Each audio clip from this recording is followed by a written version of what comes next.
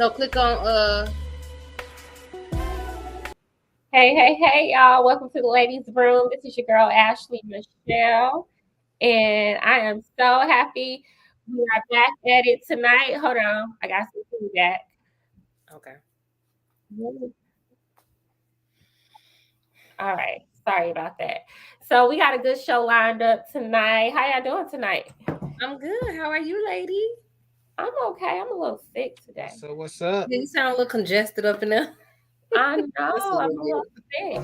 Y'all should be happy. I ain't gonna tell you what Darvin said y'all did for y'all anniversary. Oh my God. I can only imagine. You ain't gotta imagine. You lived it. You went through it. You endured it. You took the punishment. You took the pounding. Oh Lord. Oh my God. You ain't even started drinking yet. What's wrong with you? Right. It's only 8:00. Man, early. And you cut it. Hey, it's 9 o'clock here and it's 12 o'clock somewhere. All right, y'all. So we're gonna go ahead and jump right into it. For those of you who are new to Ladies Room Podcast, we are live every Wednesday at 8 p.m. Central, 9 Eastern, y'all. And it's obviously me, your girl Ashley Michelle. We got Cannon Hill and Triple OG. And we are missing two of our ladies, Raven and Jovo, but they'll be on a little later. All right, so we're just gonna go ahead and get into it.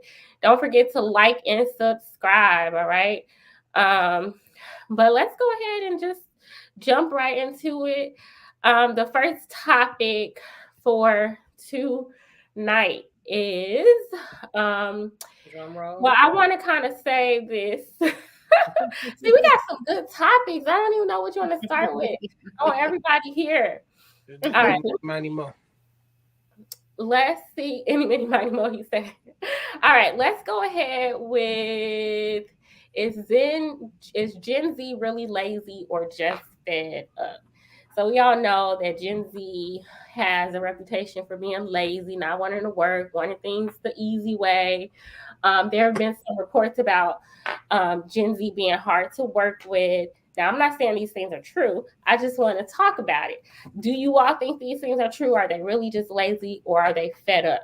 I have a video that I want to play concerning, or a video from a Gen Zer, and she's kind of addressing this issue. So I'm going to go ahead and play it. I'll let you hear what she has to say, and then we can reply. All right. So, ain't it weird though that we like the old folks now? I know, right? These young folks today, get off my lawn. Everyone else experience just another element of the quarter life crisis. Did y'all hear that? Yes. It's kind of low, but I can hear it. Comparison making you feel horrible about yourself, feeling like you're behind, feeling like just life is slipping away from you without you having any control of stopping it. I feel like another element of the quarter life crisis is just that realization that you are no longer the youth of the world. They're getting older now. They are aging out. They are no longer that demographic anymore. It's all very hard. And I think that all is coming together for them at once. And it's just hard to ignore. In comparison, what was adulting to millennials? Why do millennials say adulting? Because we're doing things that adults do, but not getting adult results. See, when the boomers were coming up, they worked all the live long day. And what they get for it, they got a house. But when my generation works all the live long day, we get maybe a granola bar, if it's on sale today. Adulting was really about realizing how difficult it is to be an adult, realizing you have to pay for bills, buy gas, how expensive it is, how expensive groceries are. Is this what everyone else experienced? Just that, the gravity of the situation. I feel like millennials were definitely called cringy and just made fun of for all of the ways that they tried to deal and cope with the situation of growing up.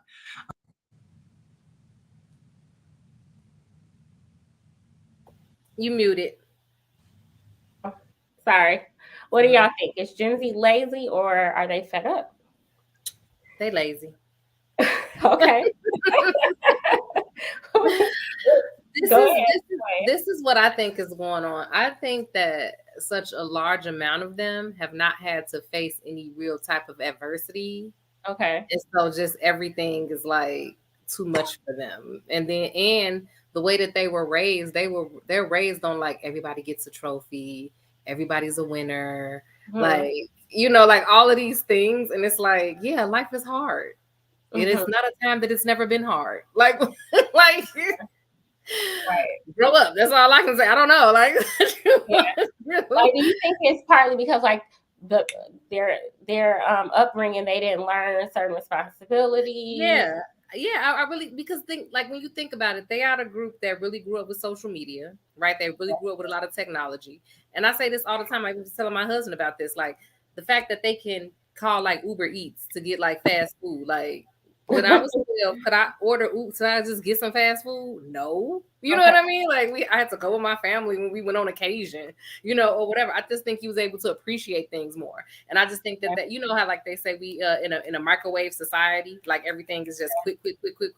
It's like they in it even worse than a microwave society. Like they just want everything here now. And when you look around, in general, I mean, of course, it's a bunch of people like struggling, but in general, people are living better. You know what I mean? Like, so it's like this ain't the Great Depression. Calm down. You're not in the bread line. That is true. That's true. What do you think, Darwin? I don't think they're fed up, and I don't think that they're lazy. To be fed up, you have to endure something, and then you get to your breaking point. It's like, enough is enough. Let me change something. Let me do something different. They haven't went through that. They were born into this transitioning point where they don't have to do that stuff. And they lazy. If I call them lazy, I have to call myself lazy, because we come from our grandmothers and our grandparents. They tell us that we lazy all the time because we ain't out in farms and we ain't raising pigs and stuff like that. And I just look back to, I was watching a movie called The Revenant with Leonardo DiCaprio. Okay. And the stuff that they was doing back then to survive, just to eat, just to maintain a daily life. I'm not doing that shit neither, and I don't want to do it. So fortunately, I was born into this in this generation where I don't have to do that. They was like sleeping inside of horses just to keep warm, like tearing the skin off of animals, and like with the blood still on it. Like, I'm not living like that. So I can't expect these Gen Zs to just be like, oh, we need to endure some things that our mothers and grandmothers endured just to say that we went through something. So I'm not gonna call them lazy, and I'm not gonna call them fed up. This is life for them. This is evolution. This is what's about to be happening. This is the new norm. So they come into a life where they don't have to do a lot of physical labor anymore to make money. It's an easy way for them to survive and to get money out here. So I'm not gonna. I would feel like I would be hating if I was to try to label them something or put a negative connotation on this thing, but it's just the way it is for them, and I'm jealous of them. Like I try to, hey, how can I get this easy money like y'all? How can I go on trips every day without working? Like, how can I get to that? You know what I'm saying? Without breaking the law, because we know most of them is breaking the law to do it, but most of them are not. You know what I'm saying? So this is just the world that we live in, Okay. So do you think that the fact that buying a home is a little bit more difficult at this time, has any relevance? Buying a home, getting a good job, not that you can't get a good job, but it's a little different. Back in the day, you didn't really need a college degree to get a decent job. And now a college degree is really not enough. You need more. Now, of course, there are trades and, there are other good jobs that you can get. But for the most part, even people who have college degrees are making the same amount that people who don't have college degrees have. Right. Do you think that has any relevance to the conversation? I really don't. I think people without college degrees and people with college degrees have the same opportunities, just a different path. It's all about who you know. and what you do. I know people without college degrees that's making a lot of money, got great positions in their jobs because they climbed that ladder. They knew who to talk to. They knew how to work it. And I know people with college degrees that at that same level. And I know that, and vice versa. I know people without college degrees that's like ain't doing as well. And I know people with college without college degrees are not doing as well. It's about the personality and the character of a person. Like me and my wife talk about this all the time. Like people don't understand, like, you can have all these accolades that you want, but if you don't talk to people right or maintain these certain situations and relationships the right way, you're not going to strive. So that's just the bottom line, because it's all about who you know, and that's been from the beginning of time, who you know and how you, and you can call it brown nose and a kiss in the ass. A lot of people say that, but hey, you got to be nice to who can open the door for you, point blank. You know, and that's just touching on a little bit about what people want to say about this Illuminati. Like, this is not a secret. Yeah, if you want to be a part of certain groups, you have to do certain things. Unfortunately, sometimes it might go against your moral standards, and if you want to do that, you can. But it's just like in the regular daily life. If you want to be a manager at your job, and you know the managers go out to certain clubs, and you like, okay, let me go out and hang with them just to get in this door, like that. You're gonna do that. You know, now if they're doing some strange stuff that you're not with, you might be like, man, fuck that job. I ain't doing that shit. You know what I'm saying? But that's just the person. But people have to maintain these relationships and have good character to get to where they need to be, and that's with a college degree and without a college degree. Okay, so there are opportunities, and I mean, if you think about it, like there are so many ways to make money. Not that it's easy, but when has it ever been like easy? Right. That's like the thing is, I think it was a very small snippet in time, and that was the time of the boomers in the US, where there were like a lot of programs, because it was after the Depression. You know what I mean? So it was like a lot of, like, the New Deal came in, like all of these initiatives, all of these things to try to stimulate the economy and get people back on their feet, and grants and loans and all this stuff to get housing. And they was, you know what I'm saying? They were trying to build everything back up. So yeah, I mean, of course it was easier to get some stuff back then because they was literally trying to overcompensate for the Depression, right? Okay. But that was a very small, you know, section in time in the big scheme of things, right? Yeah. Like, even when we think about, like, before that, it has always been where you have most people are like poor and struggling, and then you have very select few people that have resources. You know what I mean? It's been like that since the beginning of time. That's so true. With these, I just think that they're entitled. I'm sorry, like, I think that they are so. I'm not saying life is not hard, but it's hard for every freaking body. Right. Yeah. And I just feel like they complain too much, and they feel like somebody owed them something. It's like nobody owes you anything in this life, but I feel like they feel owed. Like, I had a new employee that came once, and he was like maybe 24.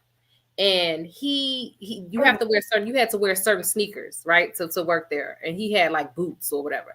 And when I asked him about it, he's like, well, I didn't get my first paycheck, and I ain't got no shoes. And it's like, why are you telling me? Like, what you want me to do? Like, why are you saying this to me? You know what I mean? It's like, they just, like, why would you even say, like, am I supposed to buy you some shoes? Like, I don't have anything to do with that, right?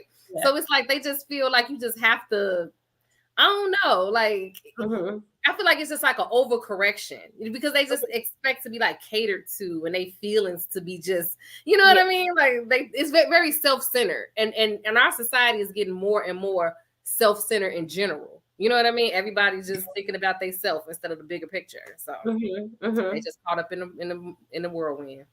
What were you gonna say, Dar? Yeah. No, I agree with that. They it's a lot of complaining, but I don't necessarily think it's a bad thing. I think people are more in tune with what's going on with themselves, and they expressing it more, because we have these platforms, and we have this.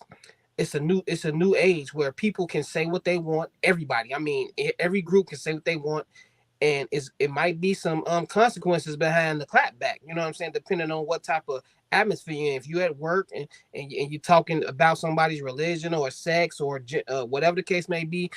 Hey, and they say something, you might want to watch what you say behind that, because, you know, I mean, it, and I like it because it gives everybody a chance to be themselves. You know, I don't want to live in a world where I got to guess what this person is or what this person is about. You know, the world they were living in today, you know what people are about because they coming out and they expressing it. So I got a choice to deal with this or to deal with you and your behavior or what you into or not.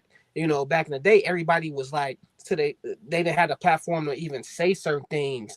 And I'm just talking about specific groups, you know, like the LGBT groups and even the groups that doesn't believe in religion and stuff like that. And then the groups that just doesn't believe in certain things, they still have they're allowed to talk about it without getting all of this, without fearing for their life and without jobs firing them over it, you know. And also they get hired now because of they're different. Like back in the day, you could, if you was too different, jobs wasn't hiring you. It was like, oh no, you got a tattoo on your neck, nah, whatever. No matter what you was qualified for, like depending on how you looked or what was going on with you, they just wasn't hiring you. And I just like the way the world is going right now. Me personally, I like it like this because I just like to know what I'm getting myself into. And now with all the streaming and people opening up, you don't know everything about a person, but if you're a smart person and you can read people well, you'll know what type of groups you can get into and how to read people and stuff like that. But I like it. Okay. So like there are some good things, some bad things that you would say that comes with this new generation. A part of the video, the girl, well, not the girl, but a few different Gen Zers talked about how they're lonely. And so I think that their lack of practice with just interacting with other people in more than like a superficial way is probably also impacting their like health, their mental health, their emotional health, and their competency, like in the workplace, you know, because like, you know, just from my experience, you know, there are some Gen Zers at my job, and they could have the knowledge base, but they don't have people skills, you know? And so it really impacts everybody that they work with. What do you all think about that? No, I think that that's totally accurate. Like, that's what I was like. I'm not saying like it's some of them in that age group that I saw that were very mature. You know what I mean? Like, it was like, oh, okay, well, they get it. But a lot of them, I would say most of them that I came in contact with that came through my new hire class, they were just, again, like you say, the people skills were lacking. Like, they just didn't understand anything about what they should be doing, what they should be saying, like proper etiquette, like even calling when you running late, like just all of these little basic things that you like. Yeah, it's almost like they expect people to treat them like they're their parents. Like that's what I mean. It's like I'm not your parent. Like this is a business. It's etiquette around here, you know. And they just sometimes and it's not even just like the 18 or 19-year-olds. Like you would expect that from like 18, 19-year-olds. They just got out of high school. They got to learn. But it was like the ones in their 20s. I was like, you don't know that about now. Yeah. You didn't work and it's so different. Like I think about just how we grew up in school. Like everybody didn't get a trophy, you know. Yeah. Everybody didn't get to participate. Yeah. You know, if you didn't make a good choice, if you were acting up the whole week, you don't get to go to the end of the week picnic or whatever they did, right? Oh, it's the No Child Left Behind too. They just passing these kids right along. They don't even have to do what they're supposed to do. Anyway, that's true. And another big one is grades. Like you could literally do nothing the whole year and pass. You know, you cannot. Yeah, like, well, I won't even say pass. You could, well, yeah, I mean, you could do nothing the whole year and like and still pass. Like it used to be, it used to be darn though, like you could do the bare minimum and pass. You couldn't just do nothing and pass, like, you know. And now there's so much pressure on teachers to not give grades lower than C's. Like when I was teaching in the classroom, I literally heard that you can't give a grade lower than a C. If you do, you have to go through all this paperwork, all this stuff to justify why you gave them a C. Even you can't show them a C average. No, it was totally insane to me. I had to specifically because this was like it was like the beginning of the year, maybe the beginning of this year. Yeah, the beginning of this year, and I think they took a test or something. And my daughter's test scores were super low. And I'm like, you know, so I'm like, well, you know, like what needs to happen here? They said that since her score, even though it was below average, it was better than 50%. Yeah. And I'm like, so most of the kids are below average. And then there's no interventions unless they're like in the bottom 20%. Yeah, I'm and like, then they're passing them on. Like, and there are a lot of things at play. It could be bad instruction. It could be a whole lot of things. But I noticed that the kids really don't have to work for much. Like, one of my biggest frustrations when I was in the classroom was that I would have, you know, weeks of telling parents like, oh, so and so, you know, didn't turn this in, you know, they can, you know, can you help them at home, or I can give them more time, you know, all these things. They can do it at recess or lunch or whatever, like giving them all this opportunity. They don't turn it in until when? Before report card time. If they turn it in. At the very end. So I have weeks and weeks of papers to grade from the whole quarter in literally 1 week, because everybody wants to turn it in that last week, and then they wonder why their kids are not responsible. And so I'm afraid that we have created this, you know. No, we definitely have created some monsters, because I say that all the time. These kids are not used to consequences. And unfortunately, it's not until they get to a point where they can't get around the consequence, but they're not used to having consequences. Like, they get threatened all the time, like, this is gonna happen to you if you do this, and then they do it, like you said, and then that doesn't happen. Like, when my son was in 8th grade, his teacher was like, he's in danger of failing, he's not gonna graduate. I was going up to that school 3 times a week, you know what I'm sitting in class with him, like, you gonna get, like, you know what I'm saying, like old school. But then he still ended up not getting the score he was supposed to get, and they still passed him. I'm like, I just knew he wasn't gonna pass, and they still passed him. I was just like, And I was even thinking at the time, I'm like, how are they gonna feel any, like, if you're telling them this thing is gonna happen to them, if they don't do a certain thing, then they don't do it, and then that still don't happen. Like, that's why they think, they don't believe like fat meat is greasy. Like, that's what, like they don't believe it because they haven't experienced. They said the rocket's been built already. Fuck all the other. We don't need the. These kids don't need to be smart. We at what we at. All the inventions is what the fuck is gonna be as of right now. Ain't nothing else popping off in the future for right. These kids is kind of off. You know what I'm saying? So I agree with that. Like, the communication, the people skills is definitely probably the most impactful that I see. Like, even at work, like you say, the younger crowd, and even the kids on a lower 20s, it's just like they not there.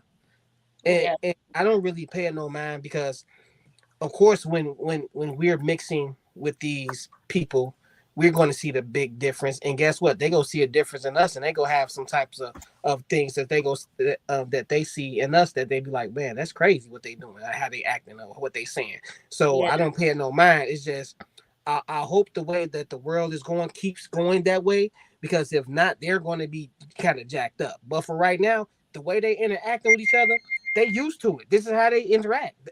That's what it is. So it's like, yeah, we may sit back and be like, oh, it's something wrong with it, but no, it's not really. It's really not, because if that's who they're going to be interacting with, it's cool with them. It's just like if I don't know any Spanish and you know English, the communication's gonna be off.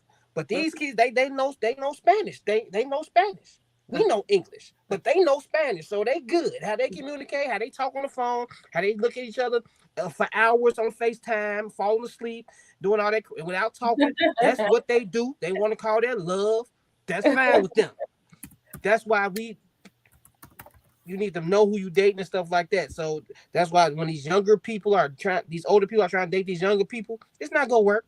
It's definitely not going to work, because it's just too far off. It's not even like we're close. We're way off from this new generation. I always say that I don't think that, well, I believe that most people underestimate that this is the only time in human history that technology has progressed this rapidly, and it's continuing to move faster and faster.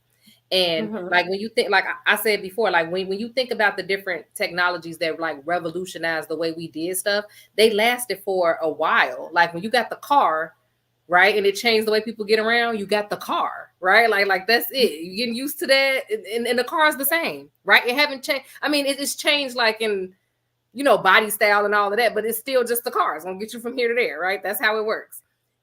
This technology is like, it just changes how they interact all the time. So even if we think about Uber Eats and Uber and all of that other stuff, that stuff didn't exist. And look at how quickly it just changes. Even if you look at like social media and the way they engage and all of this stuff, the AI and like, it's like this, we don't even know at this, we can't even study at this point the effects that it's having, you know, because it takes a while to get like a study and see the effects and all of that. So it's like we can't even keep up with with how they're coping with this rate of change, right? I do give them some props because I don't see no kids stressing about money. They not stressing about. When I was that age, 18, 19, I was stressed like, what am I about to do? You know, I went to the military because I was stressing like because they know that they're gonna live off of us. And I also think that we keep them kids longer, right?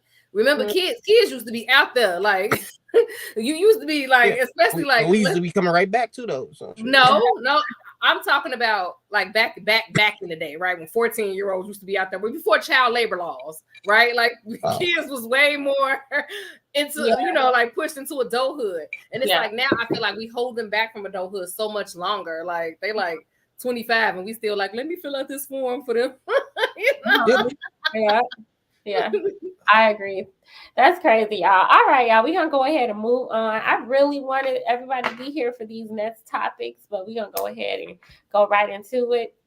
The next topic, Nature Boy. Has justice been served? So you guys know Nature Boy is, you know, a cult leader or was a cult leader. You can call him that or not, but basically he was accused of holding people against their will, sexual, I don't know if you can say this. SA. Yeah, SA. And so charges were brought against him, and he has been, and he's been convicted. He's been considered guilty. Life. Yes, and he without the possibility of parole. Plus 10 years. Yeah, I know. That just be so petty, right? No. Like you're not getting out, but let me add on 70 years or 80 years. Did you watch any of the trial? I watched part of it. So yeah, I watched part of it. What do y'all think about it? And before we start talking about the trial, Cannon, because you know probably a little bit more than me, tell me, kind of like give a synopsis of what was going on. What happened? Okay. Yeah. Okay, so I guess we can start. I'm gonna give you give it because she brought me into this crap one. She was listening to it, and then she got me kind of hooked. I was like intrigued, like what's going on? So it's this public figure that started out. He called himself Nature Boy. At first, he was like a stripper, and then he was like an escort, and then he like had a barbershop and all these different things. Then he decided that he was gonna go live in nature. Like he was like, we need to be natural and all these other things. And he started to get like all of this information off the internet. And then he just started regurgitating stuff to sound like he was like really intelligent, even though it wasn't making any sense. But because, you know, you have people, especially young people, like he was like almost impressionable 40. People. Yeah. And he was bringing people in that were like much younger, like 19, 20, you know, that's like out here searching for something. So they thought, you know, because a lot of people, because his biggest thing is he called the regular people Babylon. And like, oh, they out there living in Babylon, and you know, they out there making you work, just like you were saying, right? Like they making you work, and you're not getting nothing for it, and they just using you, and you a sheep, you know, all of this stuff. People feel like that anyway. So when they heard this message, they was like, oh my God, he doing something different. Yeah, we could go live in nature. We don't got to pay for stuff. We don't got to do this. like that's how it was. And so he lured all these people in, and then eventually it just continued to escalate. And basically toward the end, he was just like a low-key pimp or a high-key pimp. I don't know, a low-key, high-key, whatever you want to call it. And he has slowly like just chipped away at these people until they were like shells of their former selves. And what happened with this case is that one of the young ladies, she tried to leave one night. Hey, Joe. You know, Joe. And then when she did leave, he posted a corn video of her as revenge, like online, like revenge porn, which is illegal. Yeah, and so those are the actual charges that he ended up getting. But that trial, it was. But how he got caught is like every these Gen Z people, they post everything. They go live with all this stuff, and a lot of the stuff that he was doing was illegal. He was going live with it, and it was just dumb. Like people, like you commit crimes, don't know the punishment, don't even know you commit a crime, but you supposed to be this smart leader of people, but don't know how to even lead yourself because you don't even know what the hell you're doing. But it was retarded. Like I was watching some of it. I think I was watching one of the videos, and I looked at my wife. She looked at me. I was like, this nigga going to jail. Like before he got convicted or anything and stuff like that, it was like, oh yeah, this nigga going to jail. Isn't that because it was just like he was doing stuff.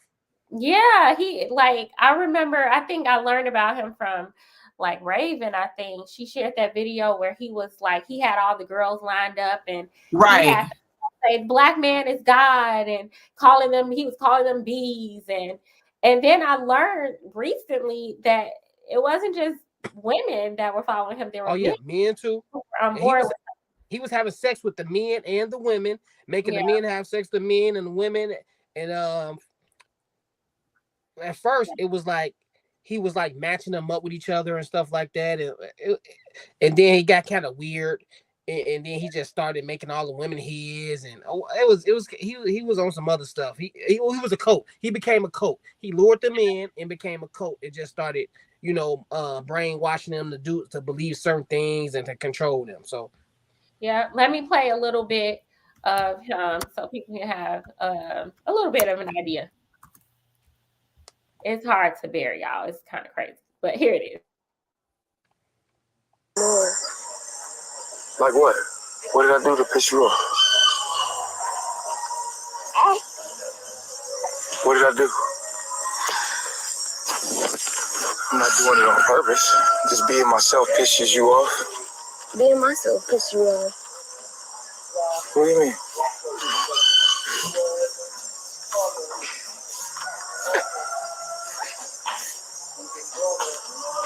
I don't want to have sex.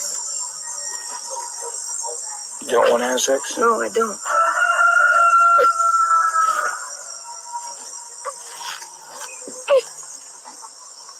What do you want? You want to be upset? You like feeling like to be upset. You like having an attitude?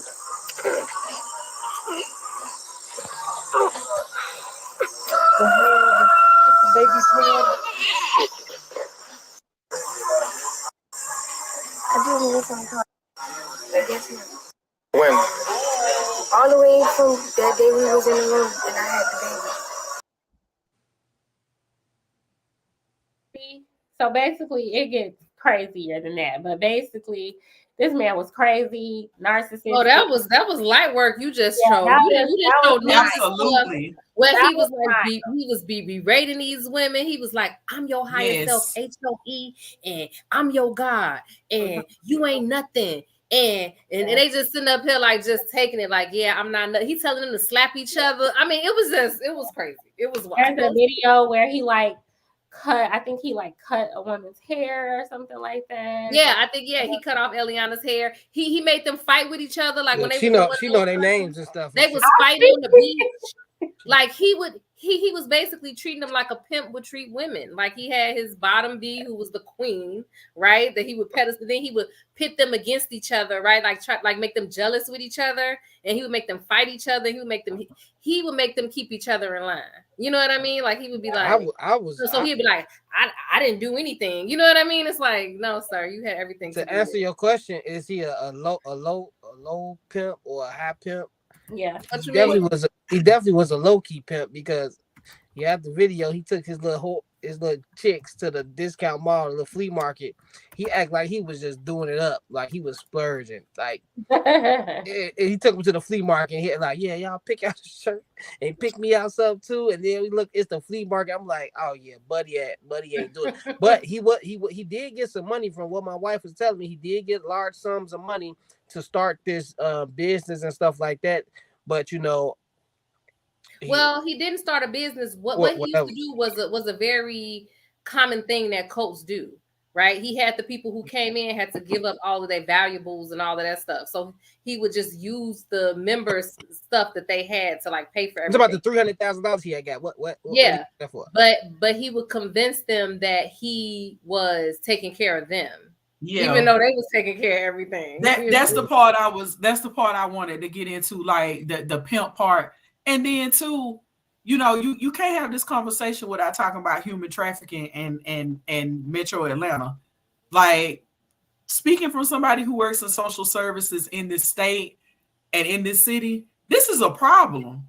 And I just you can't have that conversation without looking at human trafficking, like runaways, individuals that are strung out or are addicted to substances, and then when you combine all of that stuff, that trauma with like other stuff, like maybe I've had clients who get clean and sober and nobody wants anything to do with them. They're trying to find their new self, and then they get caught up in stuff like this. They want to belong to a group. Mm-hmm. They just want to be quote unquote normal or belong to something or attach themselves to something. Like, I hadn't went through all the videos and like all of the clippings and all of that stuff. I just know this trial was wild. It was same wild. Clip they actually showed. I saw it online, and I was like, that's what caught my attention in the first place, because I was like, what is this? And I was just, and then I would, But that was light work. That was light work. It was. The time they had her encircled. Yes. I couldn't find, like, I've seen so many, and crazy. It's so hard to find them now, but you have to sort through all this footage. He was constantly posting. That makes me think about what Darren was saying. Like you're gonna get caught. Like, how are you posting all this stuff? Like, how are you posting all this stuff? Because he liked the attention. Okay, this is what had happened. Like, maybe when he was like 2 or 3 years into it. I think they was in like Costa Rica, and it was a white girl that had came to come join. And when her name was Kayla or something, and when she came to come join, her family pitched a fit. They was like, she disappeared. When they finally found her, she was out here in this cult somewhere in this jungle. And they got the BBC went out there and did an interview. It was this whole big thing. So then after that, he was like, no more white people can join. Because he knew as long as he was doing that to black people, and specifically black women, nobody was going to do anything for a long time. And they didn't. Yeah. And it's so crazy. Like, one thing that I think is most dangerous about him and men like him is that he hides behind two things. Like, this one thing is, though, Black men need to be respected and we've been so downtrodden, which is true, right? Black men do need to be respected. They have been mistreated throughout culture and all this. So he like hides behind that and and he brings a whole lot of BS with it. But no, it was even deeper than that. He had those women believing that when he abused them, they were being punished for the transgressions of their ancestors, of the black women who was used against the black men. The black woman is a traitor, and all of this stuff. That's what I'm saying. So that's what cult leaders do, right? Right. So I mean, typical cult shit. But I saw a lot of people like. Oh, go ahead. No, but going back to even what you said, okay, Kayla and her family, they rounded together and was like, this ain't right. But what do? My cousin is some cult stuff. No, I can't say now. Right. Now, let's be fair. That girl we was just watching, her father went to all those places to get his daughter several times. So I He mean, did. it was people that were trying to help their family members, but they didn't have a system behind them that cared. And that's the point I was gonna make. Like how can we in our community, like, because I think sometimes we will see stuff, and like I said before on the show, we will normalize traumatic stuff. And then, like, just like Kenan just said, there's no system or no team, no kind of ethical backing to come in and say, hey, something need to be done about this. The only thing you can do with situations like this is bring attention to it, right? Because the only logical thing that for me to do if my daughter was involved in some stuff like that, I'm not even gonna say what I would do on here, but you already know what's the next thing that's going to happen. So besides that, the only thing you can do is try to bring attention to what's going on, because if you're a grown person and you're being brainwashed by another person, it ain't too much the law can do until they get to a certain point, right? So you have to just wait that point out, and by that time your daughter or whoever is messed up because they endured all this other stuff just to get to that point where the law can step in, because of course it's been going on for a long time. He just didn't start and didn't get convicted. He's been doing this for a long time. It's been going on for a while now. They had to build up till they had enough to charge him with something. So, but in the meantime, all these people are just getting damaged and they just getting messed up because it's nothing we can do legally.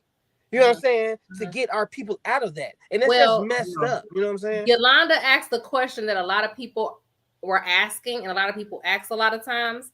It says, how are you a victim of something you signed up for? They were all grown, right? And so the thing is that, like I said, it was a huge age gap, right? He was like in his 40s. They was like 18, 19, early 20s, right? Kids just getting started out in life. And also, you would have had to really follow the trial. And it was two really good witnesses that got up there to explain things that people don't understand. And those two things are how cults work, how they actually work to like indoctrinate people, and how people do get sucked into it, and how domestic violence works, and why people don't leave, and why people continue to go back when they do leave. Like it's psychological. They had to explain how. I mean, of course, a lot of people don't understand. It's never gonna be what this person's gonna up front be like. Okay, when you get over here, I'm gonna beat you. So come on, you beat, right? They gonna come in, they gonna love bomb you, they gonna do all of this great stuff for you, they gonna make you feel like you family and all this other stuff, and then slowly they gonna start chipping away. It's gonna be slow. I don't think it's people a slow burn. And then by the time the person look up, they are in this situation, right? It's never like a quick thing that goes from one end to the other. And a lot of people don't really. He isolated them from their families. Right, he did all of these things just to make sure he could have this control over them. So I would say just go back and watch the testimony of the domestic violence expert and the co-expert, because they really explain how people do get in those situations, even as adults. I think people lose touch of fundamental behaviors when it's to the extreme. Like this Nature Boy thing, it's extreme, right? But the same behaviors happen in like regular relationships when a person is with a person for too long, like they would have for like 20 years and they just miserable. It's because they still have this hope factor, or what the religion factor, or the belief factor. They're like, oh, and this other person has been manipulating them and telling them like, oh, I'm gonna change, I'm gonna do better, I'm gonna do this, I'm gonna do XYZ, or this is for your own good. Fault. Or this is your fault that I'm doing it. You did this, and if you get a person at the right time, at a vulnerable moment, or when they just young, it's easy to control them for a long period of time. And that's just the same thing, but it's just on an extreme level. So when you say how can a person be a victim of something they choose, these 18-year-old women that's just becoming adults that don't know anything about life, and the first dude that they get, they're going to think that, oh, this is life. So it's not that they chose this, it's just what they thought was supposed to be happening. And then they look up one moment, and like you say, they isolate them from people who really know better. They isolate them from their family. They isolate them from their friends. That's going to tell them to get out this situation, or this is not what it's supposed to look like. It looks like this. So they don't even have examples of what life is about until it's too late. And then like that's why a lot of them start speaking out, because a lot of their families was trying to reach out and tell them this and that, and so he had the resistance, so he had to double down on what he was talking about, right? So he had to go even harder, and then now they confused because they've been brainwashed. Like it's like I don't like when people and people don't really know, you know what I'm saying? Like, I mean, I don't really know what's inside a person's mind, right? We all never know this, but you have to like know that it's some abnormal stuff going on, you know. Yeah, no, I mean it is, but that's why I say it's like pimp culture. Like just like we you remember that episode of Law of I'm sorry. Let me bring on Devin. We got Devin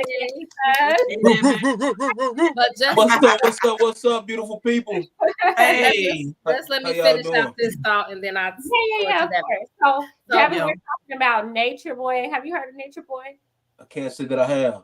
Okay, so basically he's a cult leader, and well, he was a cult leader, and he was just indicted on like sexual assault charges. Well, he was convicted. Great, convicted and sentenced to life in jail. So go ahead, Cannon. I'm sorry.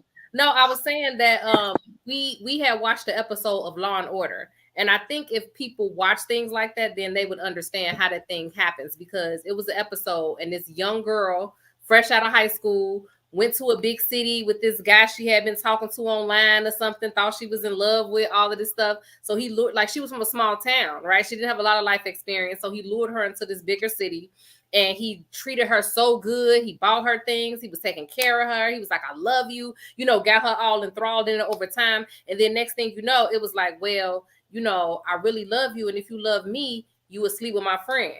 Right. You know what I mean? It's like, and then next thing you know, she a whole prostitute. Just like after it's all said and done, because he manipulated her into that. Exactly. You know what I mean? So it's not ever like a upfront thing where somebody gonna come and see it coming.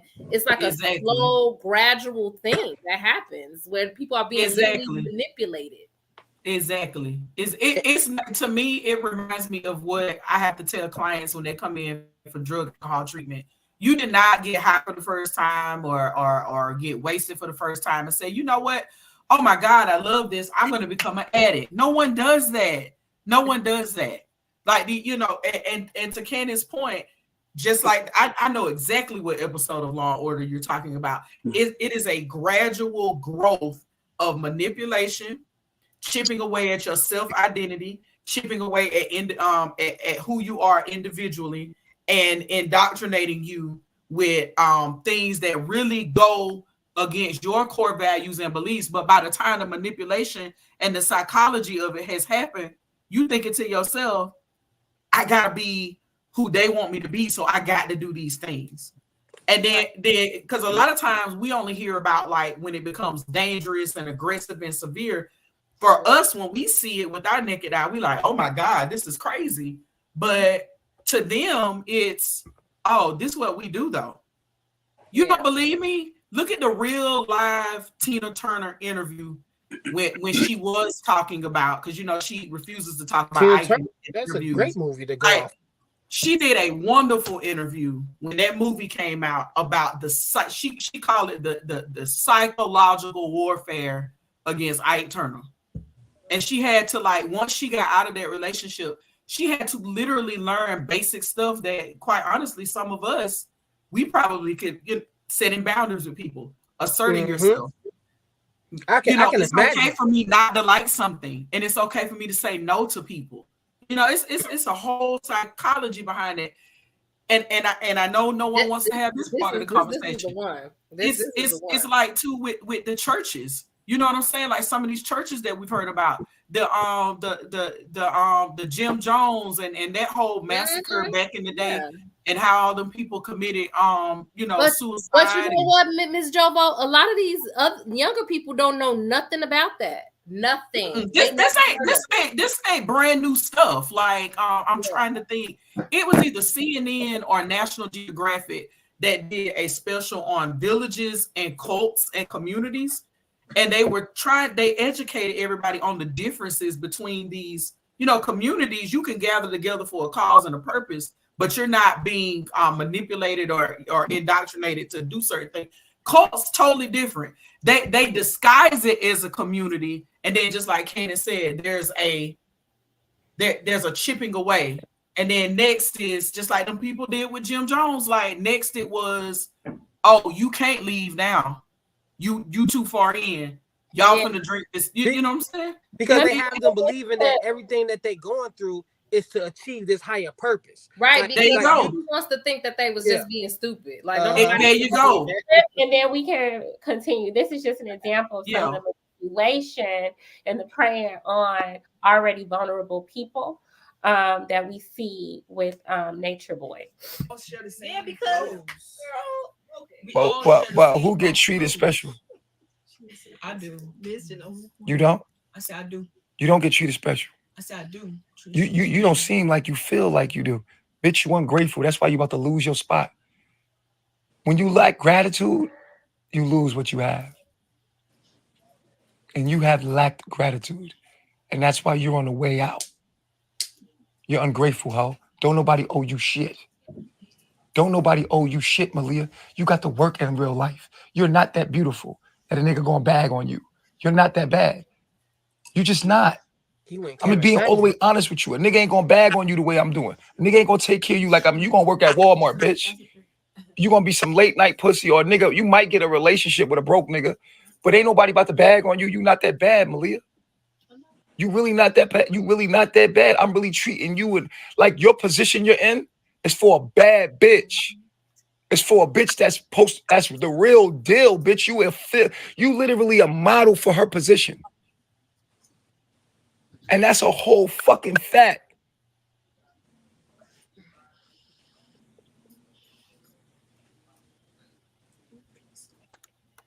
So stop playing like you need special attention and act like the rest of these hoes and be grateful that you're here because they're very grateful. See the attitude in her face? What? Say, ooh, that was a good one.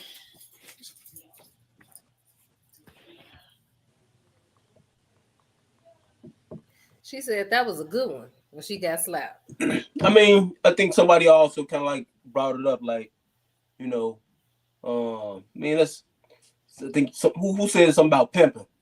I did. That's all I heard. And said it too. That's all I heard was church. You know what I'm saying? I mean, when I heard everything, you know what I mean?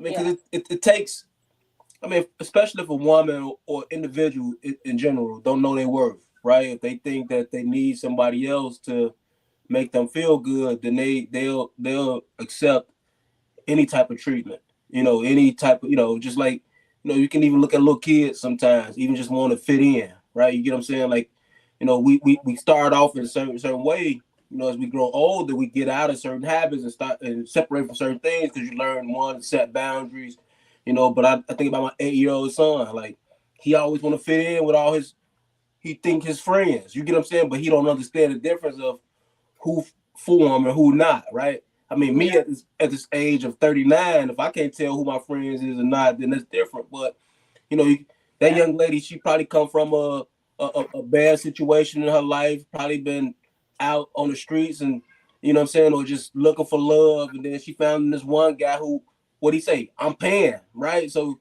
she associating love with his, you know, he giving her money, you know what I'm saying? And so if she lose her money, then what's she gonna be back at? Back on the streets. He just reminded of what's gonna happen if you know. So now she's thinking in her mind, like, I can't get nothing without him. I'm nothing without him. You know what I'm saying? So she's subject to accept this treatment. But actually what you were watching, that was like towards the end. Okay. That he started to get more and more aggressive and bold with how he was talking to them. So I agree with you that you do have some people who don't know their worth and maybe more susceptible to that stuff. But I think that we also have to be careful because a lot of people do come into it and they do know their worth. But the whole point is somebody is psychologically manipulating them to the point that they strip away what they did know. Like it's a whole system. Like, so when she first came there, he wasn't talking to her like that. She was the queen. She was special. She was all they doing. Look, they cooking, having little parties, having a good time. And this was like that's why I say people years later in that because he was able to do that at that point, right? Because they forget about all of that stuff. People forget, like even with us guys, and I know I maybe Devon can relate, but we was out there dating and stuff like that. We as men. We approach women like on some player shit, like, hey, you look good, I do this, woo that, blah blah. Hey, And then once we got a little bit tired of them, or we wanted them to do what we wanted them to do, it was like we had to start using manipulation or whatever, right? So it, like I said, it's the basis, and everybody use manipulation, just not men. Women do it too. Kids do it to their mothers and fathers. So manipulation is what runs the world, right? It starts at the crib. It starts at the crib. Like, when you cried as a baby, somebody bought you that bottle. We being manipulated when we watch commercials on TV. We being manipulated when we go out and we see advertisement, billboards, something like that. We're being manipulated. Now it's up to us or it's up to our upbringing or the people that's around us to guide us through these certain things. And when people don't have those figures in their life, they're more easily to be manipulated, because it's like, I never heard this, I don't know what to do. Or when they get hurt, they don't have no one to lean on but the person that's manipulating them. You know what I'm saying? Like they can't even go back to daddy because daddy is not theirs, or they can't, or mother is too busy, or mother has her own thing going on. So now they feel alone. I think most people that's in that situation, whatever else is going on, I think most of all they just feel alone. And any feeling that they can grasp from anybody, that's what they go lean to. You know what I'm saying? Because they need to feel something. People need to feel something feel like they belong to somebody, whether it's sadness or happiness or angry. Like they need to feel something. And if they're numb, people don't like to be numb.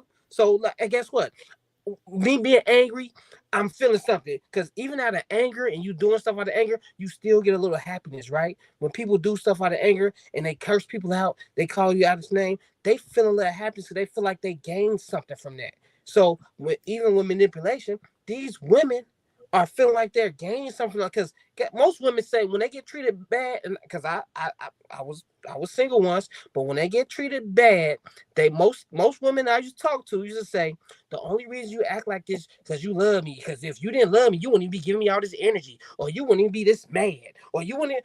And I'm like, this mean I love you? And I'm like, God damn, you jacked up. You know what I'm saying? Like, and that's what these people they go out to women like that feel like love is toxic, or this you know what I'm saying? But it's not even that. Like, if you listen to the domestic violence professional, specifically what they said is that the person is like, because they get love bombed. We cannot forget that part. Like, it is not like this person is just walking around talking to them like that all the time and beating on them and just punching them in the head every day. Like, that's not happening. And what happens to the person over time is they are consistently looking for that good day. And they begin to believe that they are actually the cause of the bad days. So they're trying to adjust their behavior. Like, okay, maybe if I don't do this, or I said the wrong thing yesterday, and they're looking for that positive side again. And then it's not only like, I can't say, a lot of those people, they do have families. A lot of them left after he got arrested, and they with their families right now. A lot of their families was trying to get them out of it while they was in it. So I can't say these people didn't have families. He specifically, methodically isolated them from their families. Like, we can't forget that part. It wasn't like they was just willingly like, oh. No, I get people got family, but sometimes when you got family, you still can feel alone. Yeah. No, that's true. But he made sure that he isolated them from people who cared about them, right? So that he used to tell them stuff like your Babylon family, like, that's not your family. And if you go back to Babylon, you in your lower self, you leave in paradise, you leave in God, because I'm God. And I'm all like, over time, he just indoctrinated them with all of these ideas. And so it's like, he used to like only feed them a certain amount of food. He used to keep them up all night and deprive them of sleep. Like, it was a whole system. He was treating it as like a detective interrogating somebody. They just break down. Yeah. They hear the saying, they hungry. The lights ain't working. It's hot as hell up in here. Goddamn, okay. That's why people don't understand how people can't give false confessions, right? In certain environments. Right. Yep. So that's absolutely a good analogy, that he actually read books on cults. Like, he read books on manipulation. Like, he was intentionally doing this to these people.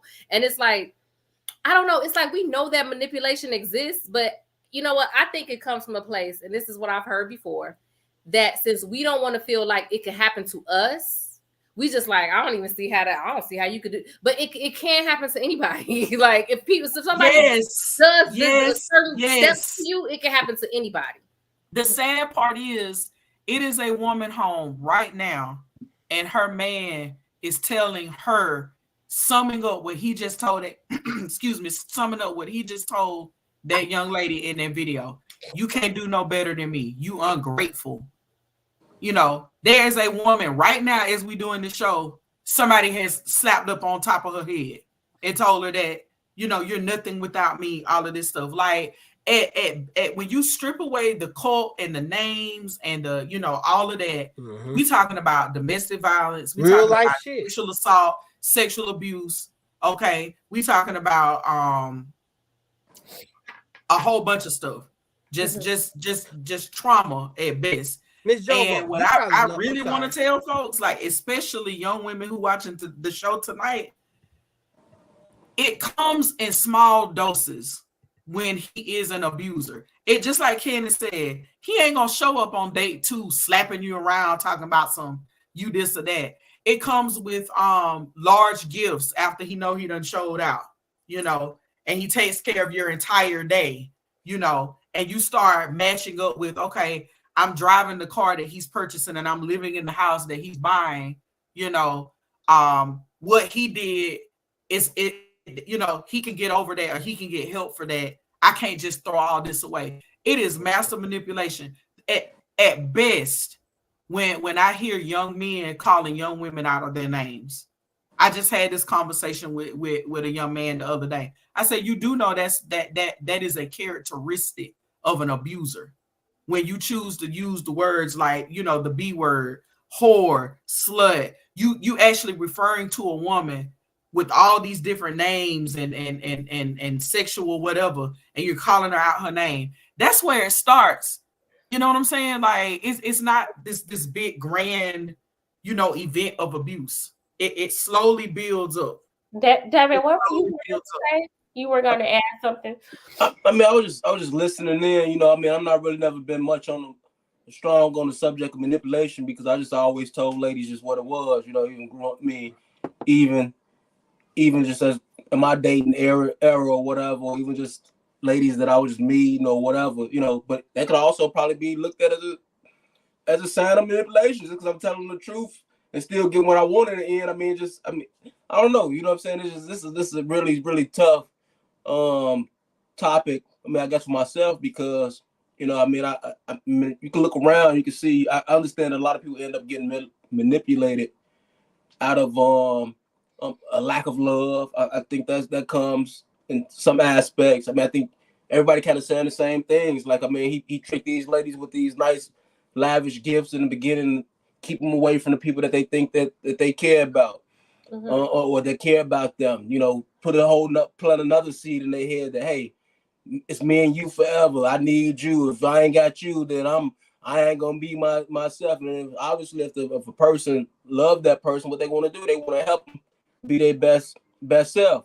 But all the whole time, they really looking. They're using that just the way to control the situation. I think that's what manipulators do. They control the situation. So, as I looked at that, I mean, listen to that video that you played.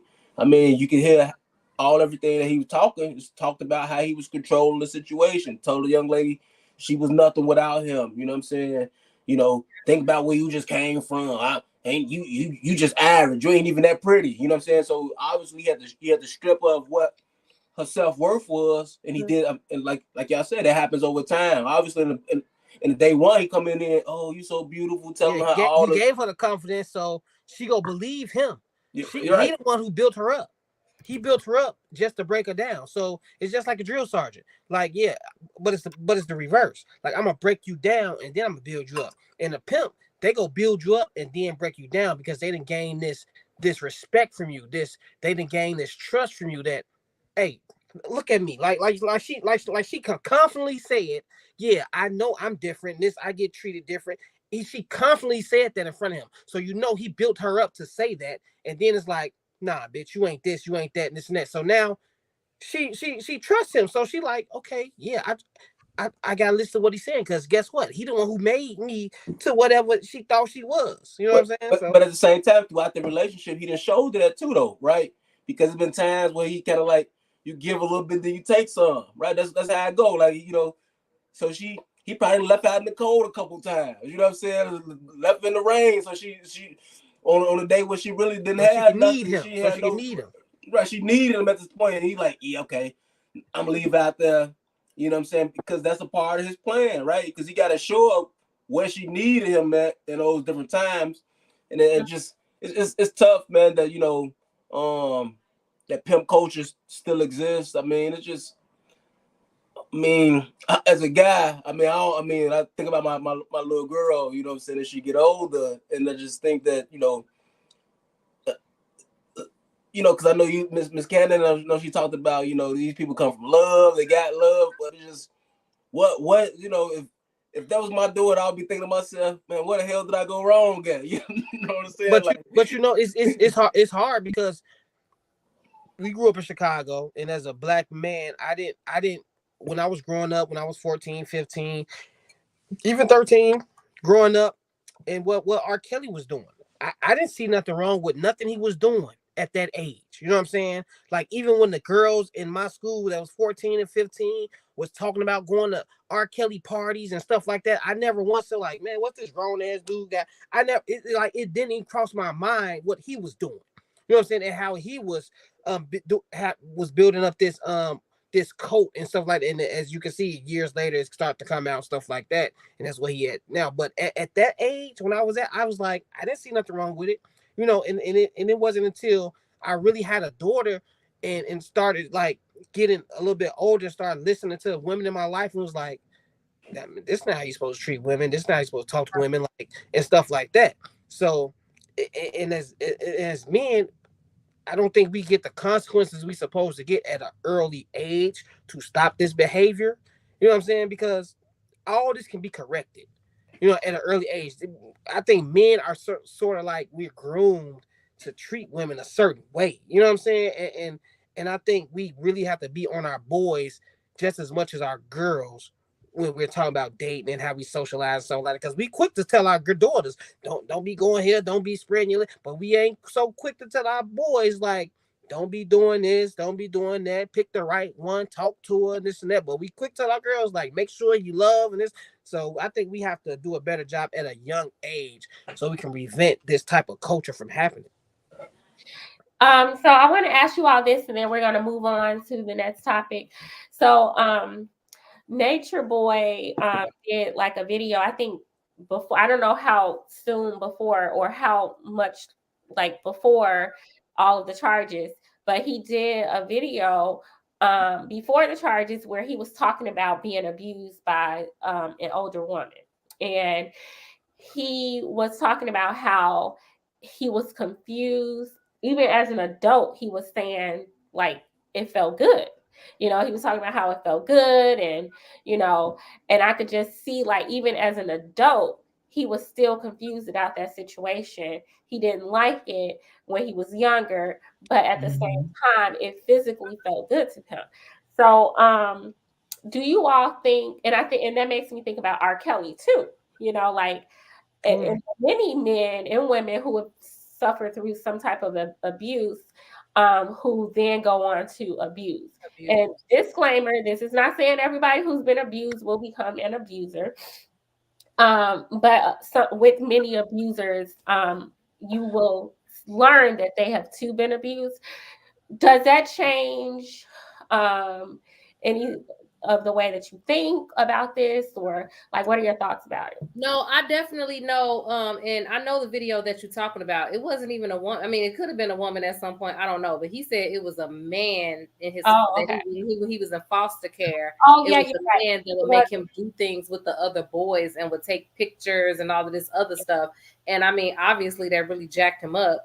And I mean, we always say hurt people, right? And then some abused people do become abusers, but it doesn't make me feel any differently about like the jail time he got and all the stuff that he needed to get. Because I mean, at the end of the day, if you're a danger to society, you're a danger to society, no matter how you got there.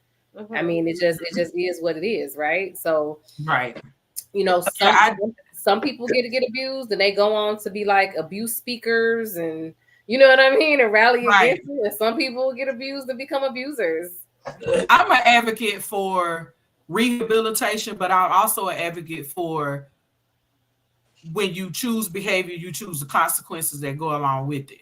And I don't think that your trauma excuses you from having to deal with certain legal consequences. I just don't. To me, that's a dangerous way to think. You know, it's a good idea to have Nature Boy inside of a locked facility right now. It's a good idea. Hopefully he'll get the help that he needs, but it's a good idea. You know, we have these big debates about incarceration, mass incarceration, but the reality of it is, it's some people out there, they need to be incarcerated for all intents and purposes and safety and everything. And not just to protect the population, but to also maybe have a closer look at self. You know, I've seen situations like this where, you know, working in those entities where this person will go on some type of suicide watch, or they, you know, mental health professionals are a little bit closer and nearby. Because when you're sitting there and you thinking and ruminating over your own trauma and the trauma that you caused, then more things can happen. But the reality of it is, I don't think any more different about it. He needs to be incarcerated. I think hopefully he'll get help, but that's the consequence when you exhibit this type of behavior. I think we all got different traumas that from our past that we hold on to, that, you know, either push us forward, stop us. Sometimes we've used those traumas and walked in those mistakes. You know, we've made mistakes based on those traumas. But my whole thing is, I mean, once you know what's right and what's wrong, you know, do you still keep doing that? You know what I'm saying? Like, hey, like, for instance, we could, you know, use R. Kelly since we brought him up already, right? You know, once he understood that, okay, well, he been abused as a kid, and, you know, he lived his life and he started, you know, experimenting with sex early, then people say, hey, man, you know, you probably should be messing with them little girls, bro. You probably should stay away from the high school, picking up my classmates every other day. You know what I'm saying? I mean, but look how many years he abused that for so many years. It wasn't like he did it once or twice and then said to himself, like, you know what, man, this probably ain't what I should be doing. He kept at it, right? You know what I'm saying? So obviously, if you keep going out here committing murders or committing crimes or doing whatever you're doing, eventually you're gonna have to pay the price for it. You know what I'm saying? So if a person paying the price for their wrongs, then that's just what it is. But it is a thing that they do say, okay, well, I was abused when I was younger. All right, so do that mean you continue to go on and start abusing others? And if you do choose that as an option, I mean, how long are you gonna do it for? It wasn't one time, like, oh man, you know, I mean, God forgive me. I mean, I'm not saying that that's just, you know, it's nothing like that, but I mean, just, you know, if you keep staying there in that same trauma and keep living it over, and now you making somebody else relive that trauma. I mean, at what point does the person got to say to themselves, I got to stop the cycle? I understand exactly what you're saying. You just basically saying like remorse, like somebody being remorseful. And a lot of people didn't understand that. I feel like he got the sentence that he got because of his behavior in court. Because that was the maximum sentence that he could have gotten. And he didn't show a bit of remorse while the victims was giving a victim impact statement. He was laughing and making faces and doing all of this stuff. And then at the end of it, after the victims gave their impact statement, after he was found guilty and the judge gave him a time to speak, he said, "Are you happy now? I'm gonna play it. I'm gonna go ahead and play it." All right, what is it you'd like me to consider? Try to turn it up. You want to say something? There we go. Is it loud enough? Okay. All of them. Just direct it. I'll direct it to you. I'll direct it to you. Are you happy? Are you happy? I'm not answering any questions of yours. I forgive you. I forgive you, and I still love you. I forgive you, and I still love you. I got nothing in my heart. I'm not mad at you. I'm not upset with you. I forgive you. I want you to know I still love you and forgive you. And kiss my baby girl and let her know I love her. And I love y'all. I would never, I don't have no, I promise you know how I am. In my heart, you know how I am. I still love you. I still love you. I still love you. All right. I got that. And don't hate me. Okay. Don't hate me. Is there anything else? My heart, light. light as a feather. I promise you, I love you and I'm still here.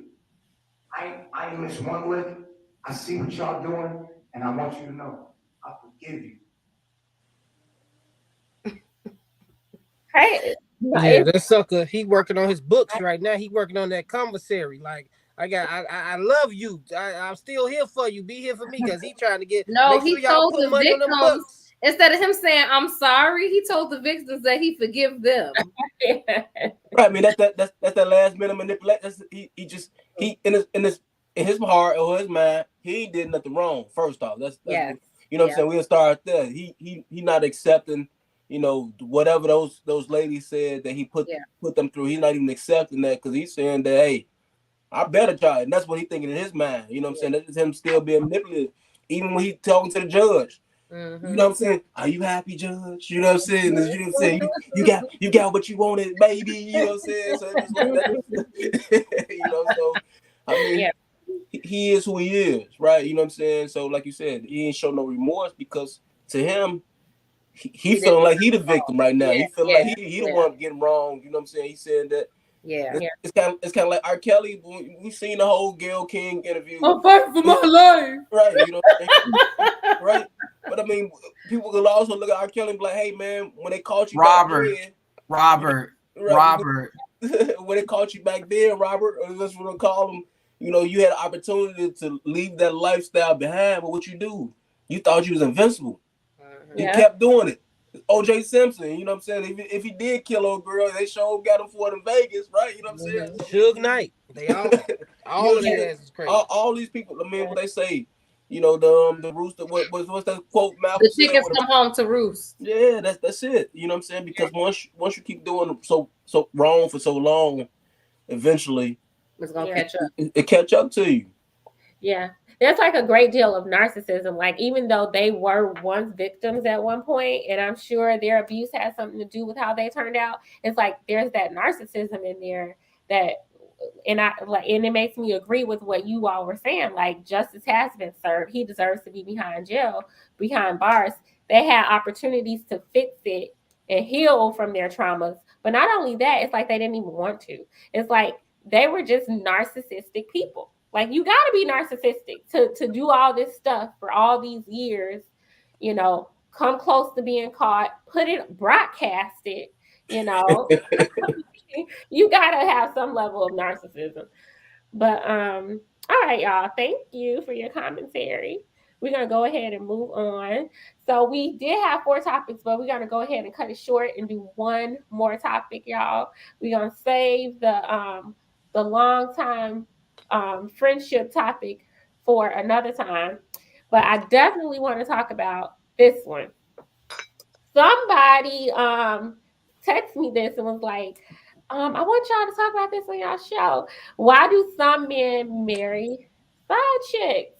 I think it's very rare. Hey, you just did a whole 180, right? I think that's very rare, though. I think very rare. I think number 2 never really get the chance to go up to number 1. I just never really see it happen like that. I think that the side chick usually, you know, once she come in and mess things up, you know, the guy really look at her like, I can't really measure you no more because I'm too busy trying to put out these fires. But I think sometimes when they actually lose the relationship, then they do go to that person a lot of times.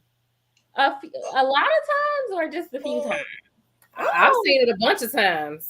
Well, once that primary relationship is damaged, they'll go to the other person, and it's not because they changed or they want to elevate this person or they love them. It's because they feel like they could also do this person the same way. Because if they cheated with you, they're gonna cheat on you. You know what I mean? So it's like they like, oh, you're gonna accept this, so I'm gonna go on over here. Y'all bring a tough conversation tonight, boy.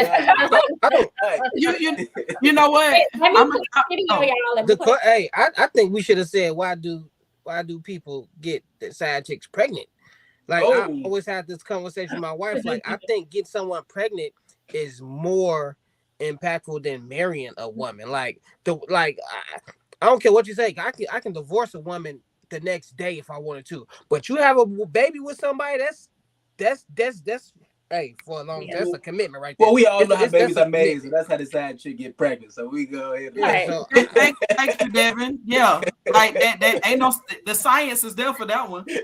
All right, I'm gonna play this real fast, and then we can go ahead and talk about it. Mm-hmm. All right, here we go. You upgraded from an iPhone 12 to an iPhone 14, and you like that one, and guess what? An iPhone 15 is coming out with just a little bit more clarity in the third camera, and you like, you know what? I think I need that one. Breaking soul ties is hard. Instead of restoring the marriage, exchange that they were. Percent of marriages end up in divorce. Do you know that over half of the divorce filings have the word Facebook, Instagram, or Twitter in them as part of the divorce proceedings? It's one of the reasons that led to divorce, and here's what it usually is. Somebody has reconnected with an old love, or they shot their shot, right? They risked it all to DM somebody, and they never even met them, and it still cost them their marriage. Just the exchange that they were having. Oh, you know, they're texting each other, and then they're leaving little voice notes, and then they're talking on the phone for 4 and 5 hours. And that emotional soul tie is as powerful as the physical one. Like their bodies didn't even come together. And you say, you have to end this relationship now. And it's like, you don't understand the love I have for them. I can't tell you how many people I know right now who cheated on their spouses with the person, and now instead of restoring the marriage, they're about to get married to the side chick. Can I slow down right here? You about to marry your side chick, and you honestly think you about to stay faithful to her for the next 20 years? At some point, the familiarity is going to breed cold with this one. You thought you upgraded from an iPhone 12 to an iPhone 14, and you like that one, and guess what? An iPhone 15 is coming out. Yep, because 60% of second marriages, I think it's like a little bit more than half of the second marriages always end in divorce. Did y'all know that? Yeah. Yeah. The statistics. Yeah. Well, so you know what? People forget that. Why do men marry side chicks? Let me just break this down to you. People forget that people are not always what they do. That's just a tip of who a person really is. You see what I'm saying? Underneath that whole persona and title of side chick, she's still a woman. He's still a man. You know, the behavior of sleeping with another person's spouse, that's exactly what it is. It's behavior. When you pull back the layers of the behavior, that it's still a woman, it's still a man. So once that thrill is gone of, oh, we sneaking around, or you do what he or she don't do, and then you put them in the same position that he or she that won't do. Now they in that position. You are naive to think that, oh, it's still gonna be the same. The excitement gonna still be there. Yeah, right. It's a delusion of grandeur. That's what it is. It's a delusion. People, it's almost like people have gotten so complacent. And for some folks, they just so lazy. They don't want to have the hard conversations. They don't want to do the hard truths. And they don't want to face the reality. Reality is every year that you marry ain't going to be a great year. Reality is every day that you marry ain't going to be a great day to be married. You got to work at this stuff. And it's funny to me. And I'm looking back at myself like in years 2 through 5 through marriage. Like, girl, you really thought, like it's a delusion at best. It is. The title don't even matter. Side chick, side dude, mistress, whoever, man on the side, whatever they saying now. The title, when you strip away the title and you strip away the behavior, that's a man, that's a woman. They get together just like everybody else. The delusion comes in when you start to think, well, I can do what I did in my marriage over here with the relationship with this person. No, the hell you can't. If you don't change the way you think about stuff, you recycle the same experiences. I don't care if it's your side chick, if it's an Instagram model, or if it's the finest guy from your high school that you finally hooked up with. If you the same, you gonna get the same. I think y'all misinterpret this damn question. Why? Y'all want to go into all this shit. Say, why do some men marry side chicks? But obviously the sex was better. Okay. What y'all talking about right now? It wasn't. Sex was I better. keep forgetting. I keep doing all forgetting. that I'm nasty old and stuff y'all young. that the It whore wasn't doing. The end goal was the same. The end goal was the same, brother. The older you get, you gonna figure that out too. Talking about the sex was better. No, it wasn't. He done had great sex with his wife before. He done had phenomenal sex with his wife before. Really? He ain't got nothing to do with He ain't got nothing to do with most sex. couples really having good sex these days, though? Are they? Absolutely. Okay. And the studies say the longer people are together, the better sex that they have because they learn each other. It's a journey. Like anything else. You start learning each other. It's a journey. So guess what? Because it ain't got nothing to do with the sex. See, so how come that, all these women be complaining about their long-term husbands not satisfying them and not taking their time to make sure that they coming and stuff like that? Where is this story coming from? Maybe they ain't having enough sex. Maybe they ain't having no sex, and maybe there's not conversation and dialogue about sex. Because you come to a certain point for some of us who've been married long enough where, bills come into play, job schedules come into play, kids come into play, then the kids' schedules coming into play. Home ownership and all the woes that go with that. Family members start. So basically, they haven't had sex in a long time. He start taking care of his parents. You taking care of your parents. Guess what starts to happen, Darwin? Now y'all got to start thinking. We ain't the same 23 and 26-year-olds in college where we could just get it anywhere. Let me pull out my calendar. When you available? you got to schedule it. Okay, let me schedule. Hold on. Wear see-through nightgown on this night and wake up this day. Who? And see, that's the reality people don't want to face. You get to a certain point, stop watching these movies and these fairy tales. It gets tough sometimes. You still got to do the work, boo. You still got to do the work. You can't just get comfortable thinking that your marriage is going to be the same year 1, year 5, year 9, it's never going to be the same. You got to make yourself adaptable to the circumstances in which you find yourself in.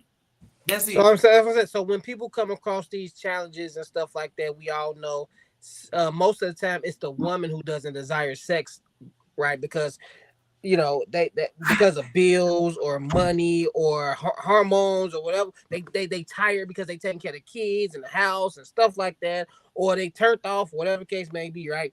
So the sex is just not going to be the same as it was. So because of that, they go and marry their side chick because they think the sex is not good anymore with whoever they was with, and the sex is better. But then it's gonna be the same exact situation. Once they start having kids with this person and having bills and stress and all of this with this and seeing this person every day, it's gonna be exactly the same. But most men don't understand that that's why the sexes went down because you overwork. I don't understand why. I mean, to me, it's just weird because I think they think she just tripping or she just crazy or she cheating or she don't like me. No, because she's tired. They can come home early and stop staying at the gym all day trying to get strong. Come home early, help her with some laundry and stuff like that. Then maybe she won't be so tired and maybe she can get back to freaking you how she used to. But a lot of men that I've talked to, a lot of men that I've heard speak, don't even be mentioning stuff like that or understand that is a legit reason. See, my brother, see where you wrong. See, my brother, you use this term that a lot of people just I'm gonna kind of say what I just said a few minutes ago. Used to. The reality of it is there are gonna be points in marriage where guess what? Because me and my husband do it all the time. We be like, oh man, remember 2008? Because 2008 is when we really went hard on making the baby. But guess what? We both work full-time jobs. We both have businesses. Darwin, we're not going back to 2008 like ever. So guess what? We got to take bits and pieces of what we had in 2008 and we got to remix it and turn it to 2024.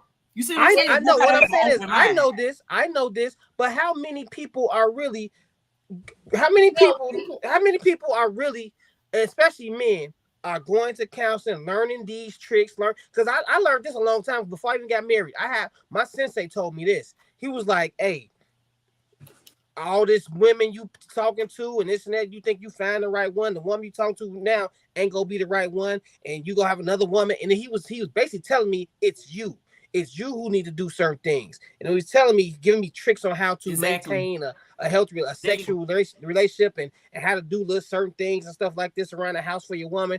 Most people don't know this, and if they don't go and seek the help, they never gonna know. So I don't necessarily think that that's true. I think that this is the part that's weird to me. I don't think that it's true that people don't know it, because it is something that people know, right? People say it all the time. People have heard it a million times. It's just that when they experience it, can they rise to the challenge? That's what it is. People already know. Nobody's going into marriage or whatever just thinking like, oh, this is gonna always be the same. Like, people already know. People are told over and over again, it's gonna change. You're gonna get bored over time. Right. You're gonna do this, that. And if you have not prepared yourself for those moments, right, then that's when you gonna just be continuously searching for that thrill.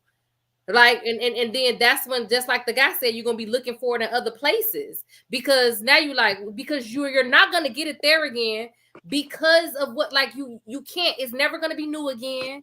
It's never gonna be casual again. It's never gonna be any of that stuff. But you still chasing that feeling, and so it's like you haven't done the work to actually rise to the occasion when it happens. So when you actually get into a mode where where it's monotonous and this, this ain't exciting no more and all of that, you just don't go look for the excitement, because I agree 100% with you. You haven't prepared. Like I say all the time. I tell people this all the time. Like, some people think that it's okay to entertain certain things. Like I tell people, like, for me, I'm not even gonna have a tie with certain people, because for me, that means that maybe one day if I'm having an argument with you, or we having a rough week and we into it, I got this person I already been talking to. So it's already the setup. So it's easy for me to call and vent and hate it up.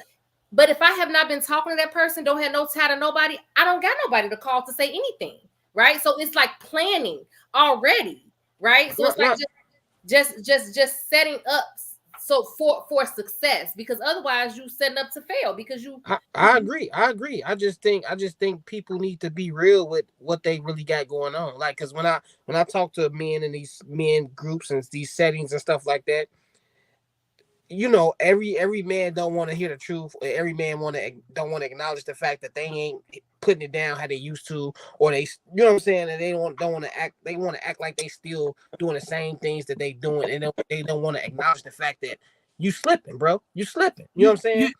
You know what, Darwin? It is so. This is why we bring emotional intelligence into the conversation, right? It's 5 different types of elements when you talk about emotional intelligence. And one of them is motivation. And you have what they call intrinsic or internal motivation. The reality of it is that over time, we get in certain situations, whether it's with our job, friendships, relationships, marriage, and we only looking at external benefits, when really, honestly, we need to be looking at internal stuff, our goals. Why did I get married in the first place? I didn't get married to have sex every other day. I got married. You got to start peeling back the layers when it and that was one of the reasons I got married. Yeah, but you got to peel back the layers and start to figure out that, hey, for real, there needs to be some other internal motivation other than the physical. So it has to be some substance. There you go. It's got to be some substance. And let me tell you something. You know what's sad to see? A man who has no substance trying to interact in a situation where you got to bring substance. So then that goes back full circle to the full conversation, right? The very full thick of the conversation.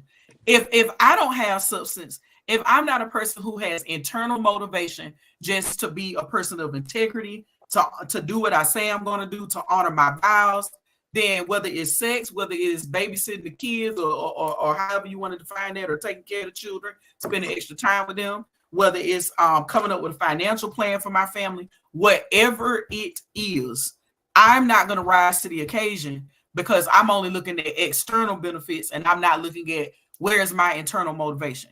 Where am I on the inside? You see what I'm saying? It's so much. It's so much been tapped on, and you know what I'm saying, from everybody. It's a lot of stuff being said. Not, one thing. Miss Cannon, she brought up, the excitement of new, right? You know what I'm saying?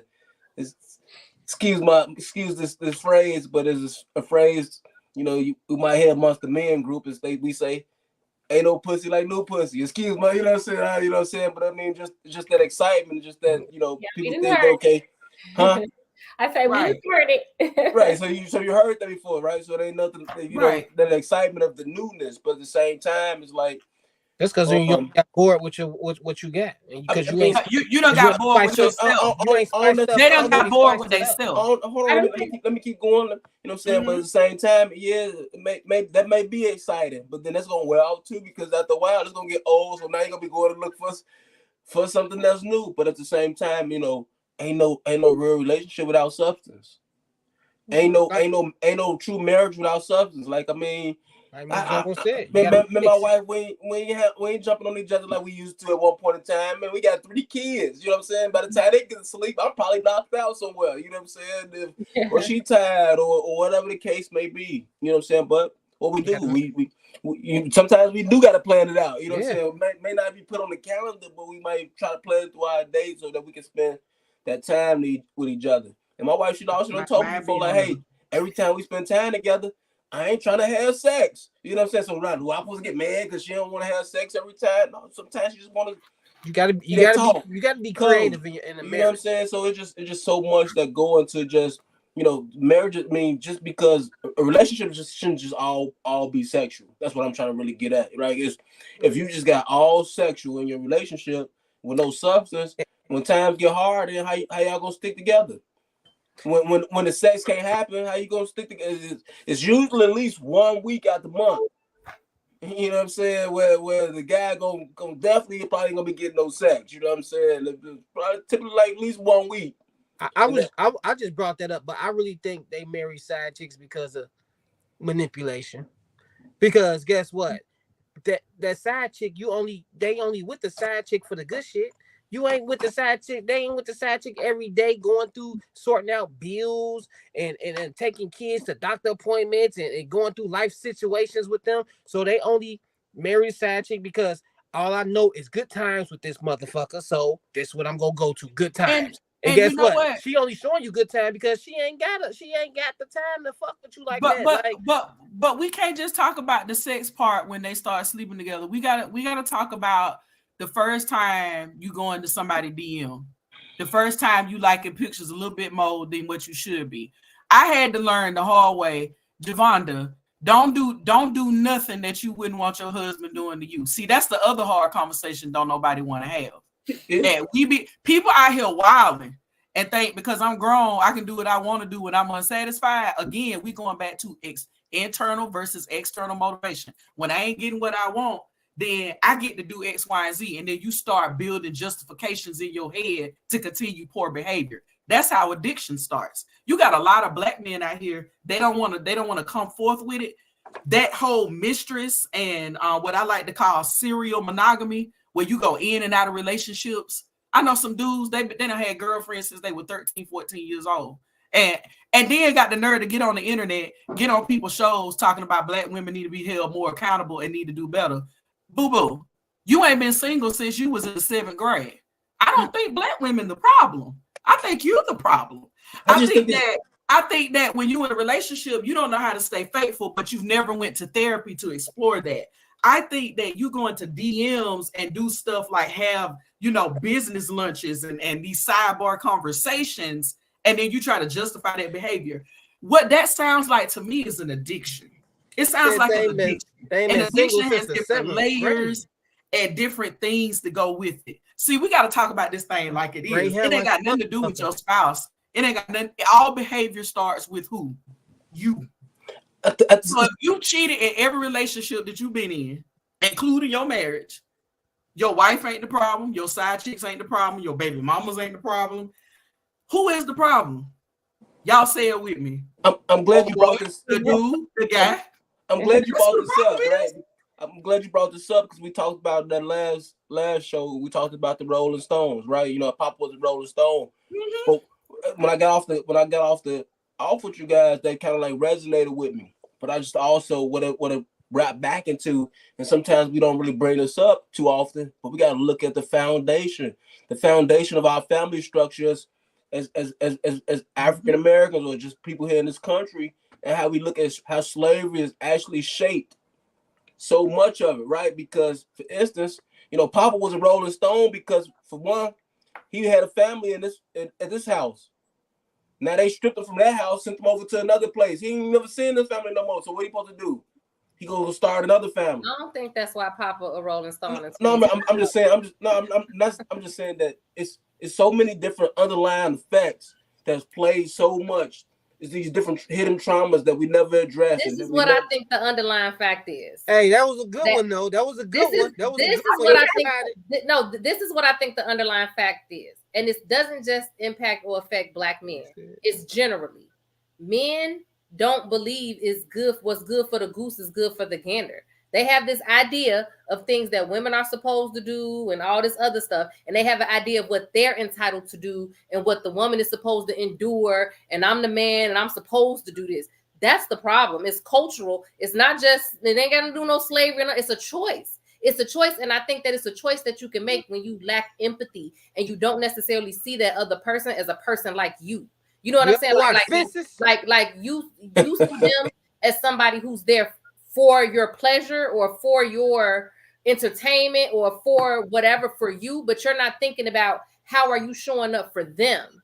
And you want to show up for them how you want to. You're not asking them how they need you to show up because you always been told, this woman is for me. She's here to serve me, right?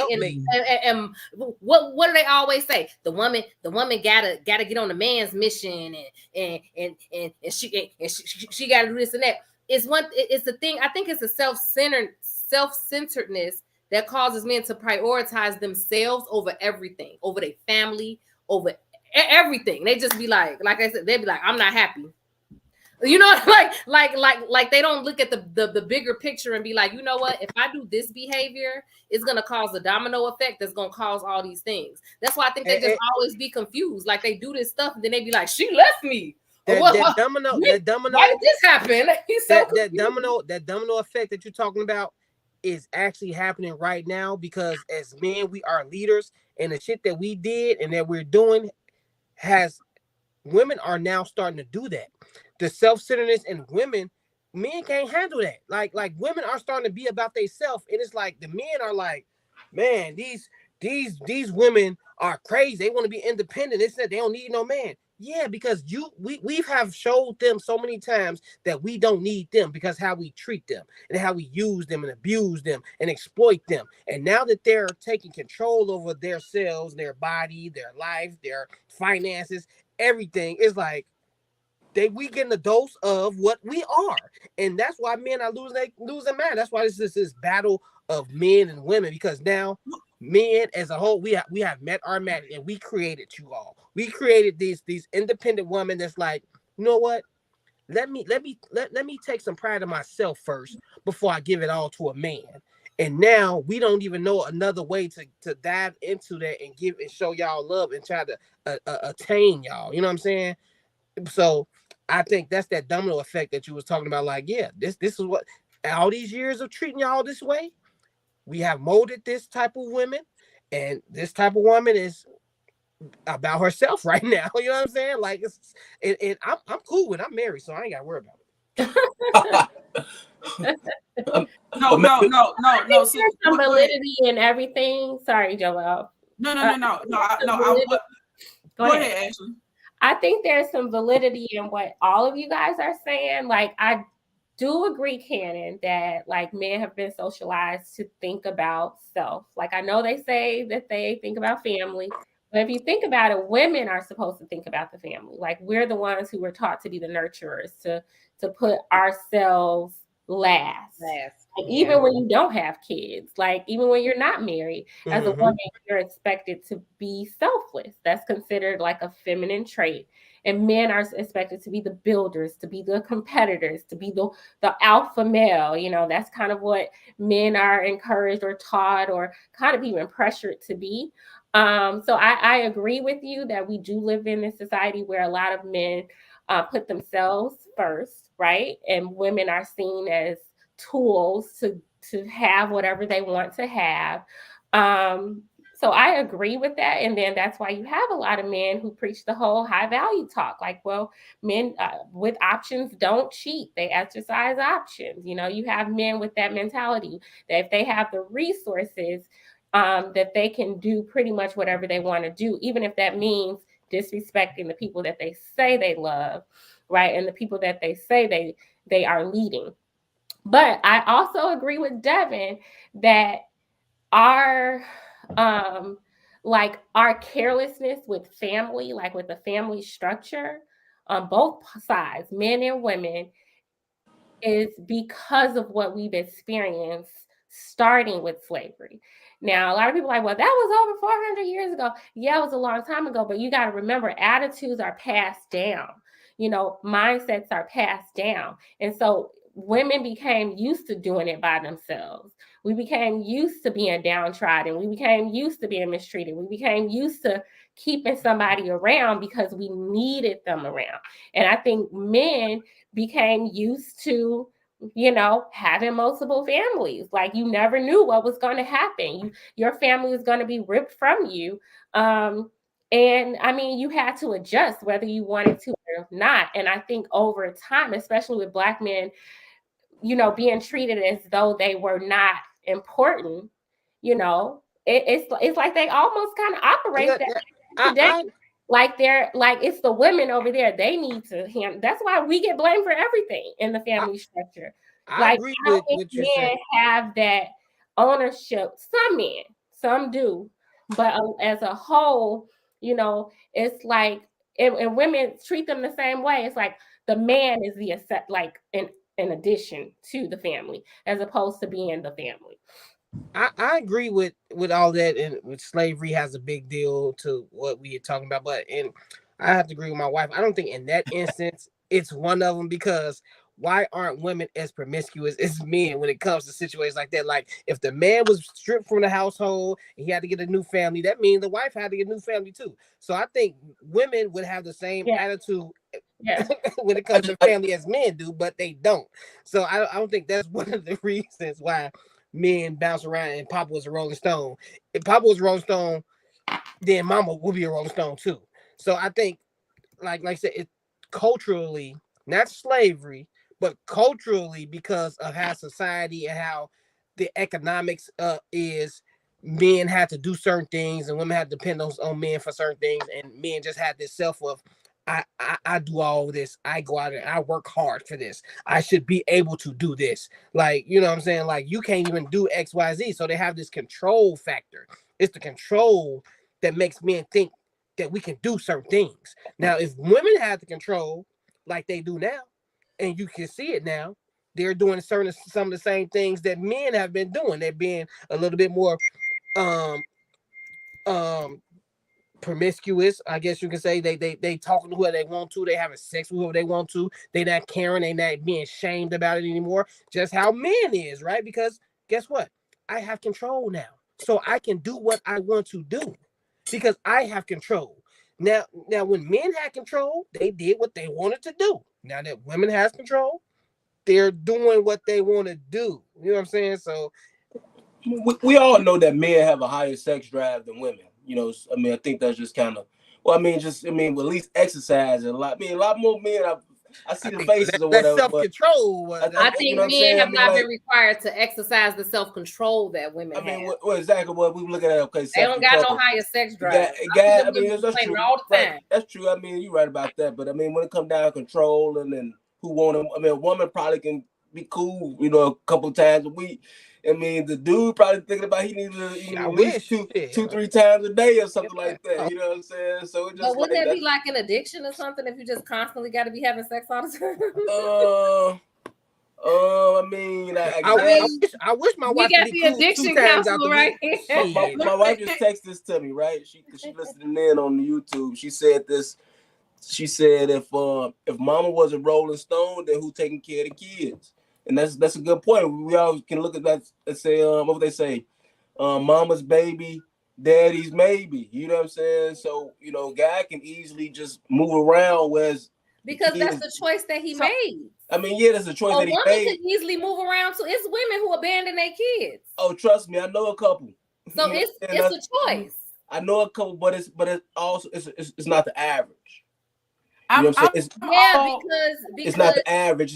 You say the average of more men abandoning their kids, right? Is higher than women. Who make that decision? It's not just they can do it; they decide to do it. Yeah, I know, but they don't prioritize those kids. But even they don't prioritize anybody else but themselves. Even from day one, a woman carrying a child all the way to whenever, all the way through life, right? Day one, the guy can be like, "Oh, that ain't my baby," and not since she's DNA not to be around. He can't. I'm just saying, not since DNA, but just because he got DNA don't make him a father. You get what I'm saying? Just mean, well, I'm sorry, don't make him a daddy. You know what I'm saying? He can be your father. Because there's so many men who lack integrity. Let me tell y'all something. I'm gonna go back to, because we all end up having the conversation about this. I'm just gonna tell y'all, I'm not from Atlanta. I'm from real Georgia, and I come from a community where you were either raised by your parents or your grandparents. And let me tell you something, because this the conversation we don't like to have. Some of these grandmas and aunts, and then the granddaddy and uncle, when you start doing the math with ages, dang, my granddaddy this old, but my youngest oldest aunt is this old. Your grandma and aunts had babies out of wedlock. You see what I'm saying? That's true. The aunts and grandmas were sent somewhere to have the baby. Guess what? Let me tell you something about being a black woman, especially a Southern black woman. We ain't never had no option. You go out there and get a baby, you gonna take care of the baby. And then if you don't take care of the baby, guess what's gonna happen? The baby gonna go with your mama and them. Some black woman gonna end up raising some black woman baby if it ain't her. You see what I'm saying? Black women do what they gotta do. You understand what I'm telling you? Do what they've been told to do. Now, we're really good at setting the foundation of how all this behavior got started. When we're gonna start having the conversation with all these resources and new psychology that we got, well, we start really holding each other accountable by saying all behavior is a choice. When people cheat, you choose to cheat, no matter what the triggers are. So how are you going to move forward and make good choices so that you can be consistent with favorable behavior that's gonna ultimately, as we know, benefit your marriage? Because we can sit here all day and talk about why black men cheat, why black men go to jail, what was the foundation of all of this? And as I said on the show before, slavery is the catalyst for a lot of our dysfunction in our community. But the reality of it is, the first step in solving the problem is identifying not yet the problem and where it came from, but we got to start setting some goals. So I need black men and women who cheat to just call it what it is. This is poor, unfavorable behavior. Yes, Yolanda, the system was set up to deny our men, but guess what? You got people like me and therapeutic spaces like me who get put on these glasses, and I'm gonna look at you and say, I know how this got started. How we gonna end it today? Everybody ain't got that co-pay. You gonna delete. Do you love your wife or your spouse hard enough? Like I had to tell somebody before. Do you love them so much that on January 1, both of y'all gonna take these phones and delete your Instagram apps off your phone and take a 90-day, 120-day break? Are you willing to go that hard for your marriage? Or during the time when you scrolling and watching videos, are you gonna put your phone down, pour up a drink, she pour up a drink, and you gonna sit down and look at each other and check in for 10 minutes and say, how was your day? Or what you had going on? See, we can have the history lesson all we want to, but we gotta start talking about the resources we have now and how we can implement change in our behavior. Because if we don't start talking about present behavior, we're gonna be repeating mistakes from the past. Yes, not only that, Jovo, I think we also have to tell history correctly. I am not sure what history, Yolanda, I'm sorry, thank you for joining us. You've been with us for a minute, and I appreciate you. Yo. I'm not sure. Who's Yolanda? That's my yo-yo. That's my girl. Okay, I'm not sure what history you are referring to where black women were not downtrodden, where we were not disrespected, where we were not oppressed, where we were not ignored, denied basic rights, hurt, abused. Like, I'm not quite sure, where in history that has not been the case for us. The system was set up to to not just deny Black men, but to use Black people to elevate themselves. Like, we live in a capitalistic society. We were never included in this system to prosper, right? And that's not just Black men who experience that. That is all of us, you know. And I hate this narrative that Black women are the enemy of Black men. Like, we didn't go through the same thing that they went through. You know, we were the ones whose families were torn apart. We were assaulted and you know, forced to have babies that were not our husbands. We were the ones beaten. We were the ones hanging from trees too.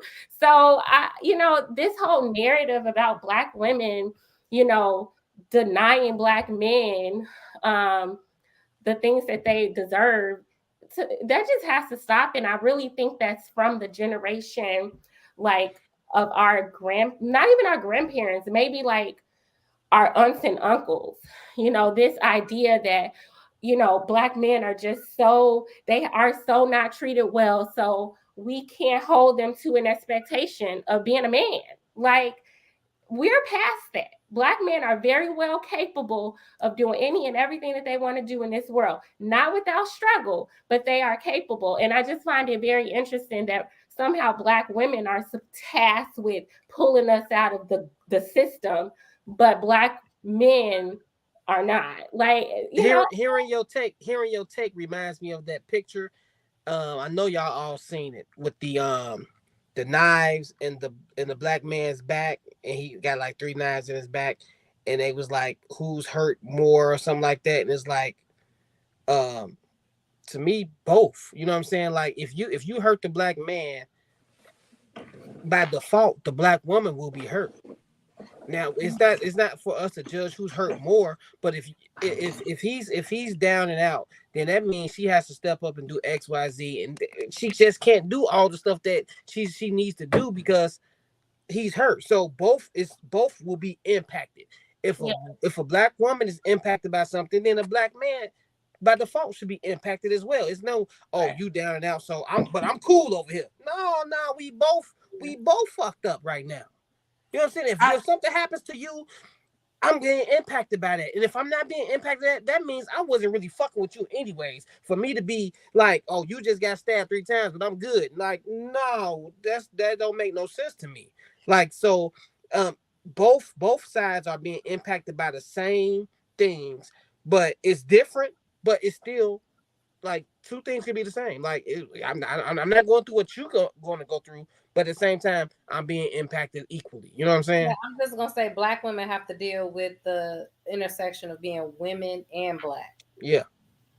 It's just what it is. I mean, we can look at the history, right? We could go back to history because it's a power dynamic for sure. It's a power dynamic. History of freedom in this country. You know what I'm saying? Who got their freedoms? Then women, when women's laws and things came in place. I mean, all that stuff plays a part in the way that people are ultimately treated in a lot of aspects, right? You know, like he just talked about, you know, if my woman going through something, how do I what role am I playing? You know, am I playing the role to be a helper, a comforter for, or am I just telling her she on her own and only focusing on me? You know, but as we understand relationships and working together, we gotta obviously know that that's just not gonna work like that. You know what I'm saying? There can be no growth and no long-term sorry, I lost my words, but it can be no growth there, right? And if one person just constantly just focus on themselves and not being willing to go help, you know, the other person reach what it is they want to reach. You know, the culture on women in general, you know, like some guys maybe do think they can make it all happen for themselves and by themselves. I'm not one of those guys. You know, I don't believe that. You know, maybe my younger days, maybe I thought like that, but I enjoy having a family. You know what I'm saying? I enjoy being a husband. I enjoy this journey and learning about it. And, you know, like you touched on earlier, Miss, like as well as you, Miss JoJo, like I'm not gonna put myself in certain situations where I'm gonna be tempted and be weak. Before I got married, my cousin, he said one of these profound things like, ain't no way no married man should be out hanging out at 3-4 o'clock in the morning, right? What he out there doing? You know what I'm saying? I mean, sometimes things happen, whatever. Drinking. Right? But at the same time, I'm definitely gonna be hanging out with no another woman 3-4 o'clock in the morning that ain't my wife. What's gonna be happening then? No, you know? what I think people always try to ignore when it comes to cheating too, like they'll be like, oh, I'm just having a conversation or something like that. But it's like you have to start with a conversation. Like justification. You're right. People act like you could just cheat by just like you just saw this person just now. Now y'all in the bed. No, you have to talk to them and like you have to like. It don't happen just like that. It don't happen just like that. But see, then when people get caught, what's the first thing they start saying? It just happened. No, it didn't. It didn't just happen. It did. We have to start normalizing ourselves to talk about defects and character and behavior. We just have to. Now it's hard, but I'm gonna tell y'all something. For somebody who been married as long as I have, the hardest thing you got to do is swallow that pill that tells you that, hey, you need to look this man in the eye and say, I was dead ass wrong. I shouldn't have said and did what I did. This is how I'm going to correct the behavior, or this is how I'm going to be different moving forward. Like, there has to be a healthy level of resilience that we need to start building in our marriages. That's what we got to be able to have the uncomfortable conversations about certain behaviors. Just like you got that man and that woman. If you got that man who always DMing somebody, I'm talking about just love the thrill of it, the excitement of it. He needs to address that in a format of, why is this behavior? Why do you think this is acceptable for you? What do you get out of this? He gonna have to reach down and ask himself, why do I keep doing this? What am I getting out of it? What are the costs and benefits of this? Even though I know my wife hurts from this, or say it's the wife who she never wants to get intimate or be physical or whatever. She's always coming up with excuses when it comes to having sex. When the last time I've been to a doctor? How maybe the youngest child 2 years old, but I still didn't snap back like I did with the first child. Maybe I need to talk to somebody professionally. We got to start having the hard conversations and doing the work, y'all, for real. And I ain't even talking about therapy right now. I'm just talking about just you all getting real about what you got going on. I mentioned my marriage tip for today. I mentioned the 10-minute check-in. Life gonna be lifing. Okay, we got issues at the house now, but I'm gonna tell you what I'm gonna do when 5-6 o'clock come in and I hear that door open. I'm gonna be like, excuse me, y'all, pause that Zoom call. I'm gonna go down that hallway. I'm gonna hug that man and say, hey, I'm wrapping up this. I want to hear about your day. Having these intimate moments. A lot of times when people be in situations where cheating and stuff is going on, there's a lack of communication going on some part. And sometimes you got to just grit your teeth, have some, eat your ego, edge the ego on out, and say, you know what, let me go ask this guy how his day was.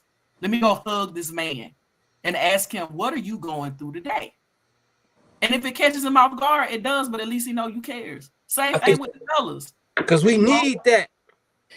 Yeah. Same thing with the fellas. Like, fellas, let me just, and Devin, I'm pretty sure you do this.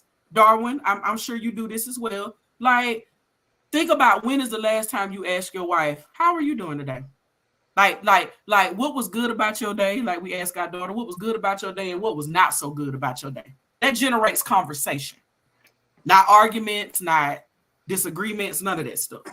All the time. You know what I'm saying?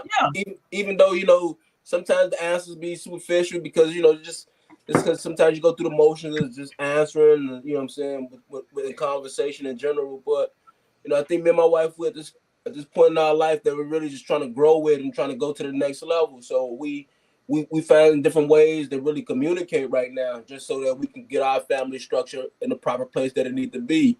I think that's just part of the marriage. It's a part of the growth that comes with, things that we're doing.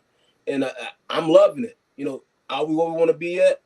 Hell no. You know what I'm saying? But are we willing to get there? Of course, because we willing to put the time in, the work. And, one of the great things, like I say, is communication. And like you just said, Ms. JoJo, even having those hard conversations. There's been times where I done tell my wife, man, I'm just not happy.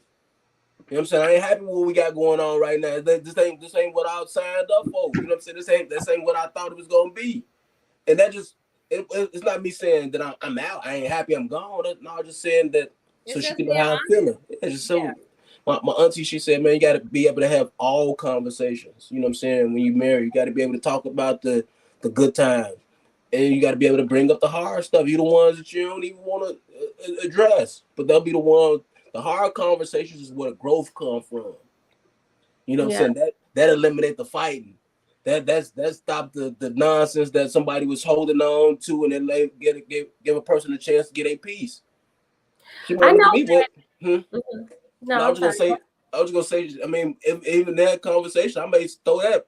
Well, I ain't happy, but she might come back and tell me something I'm doing that's causing the problem. I may be the problem myself, and I ain't even know. But it's the hard conversations. But sometimes people just walk around, being mad at each other, and then they think they're gonna make it up with sex.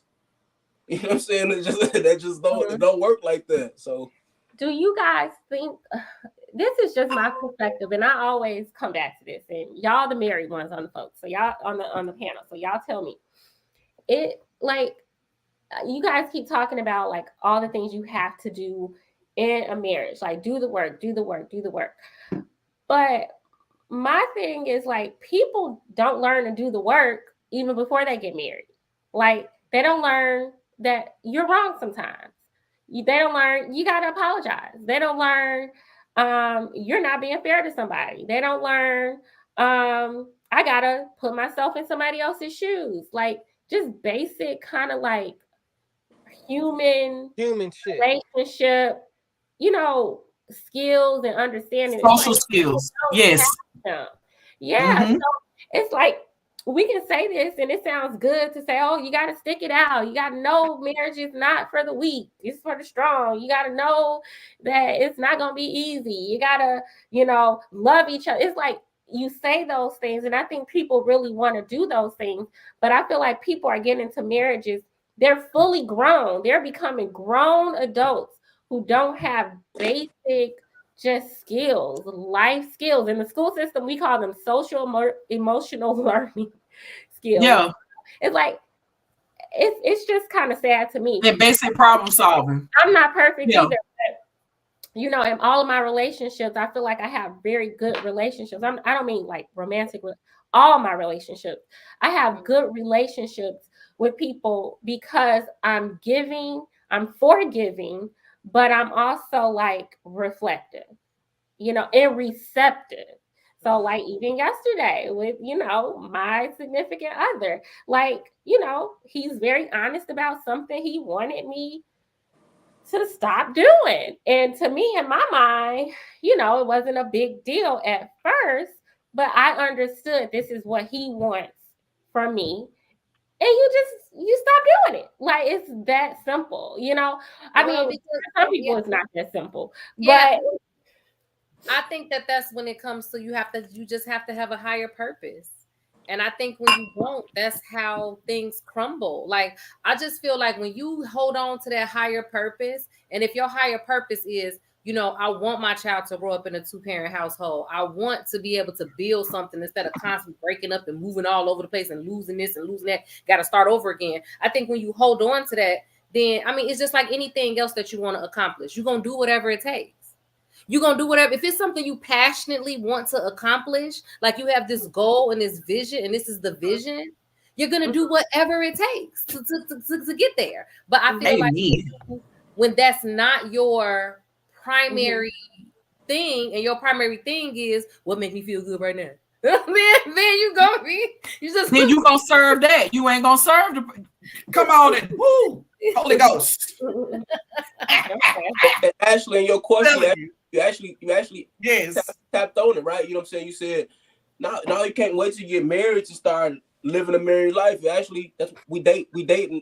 As we dating is practice, actually. You know what I'm saying? And dating, you learn if this person is a good communicating. You learn if this person is what he or she is gonna be like.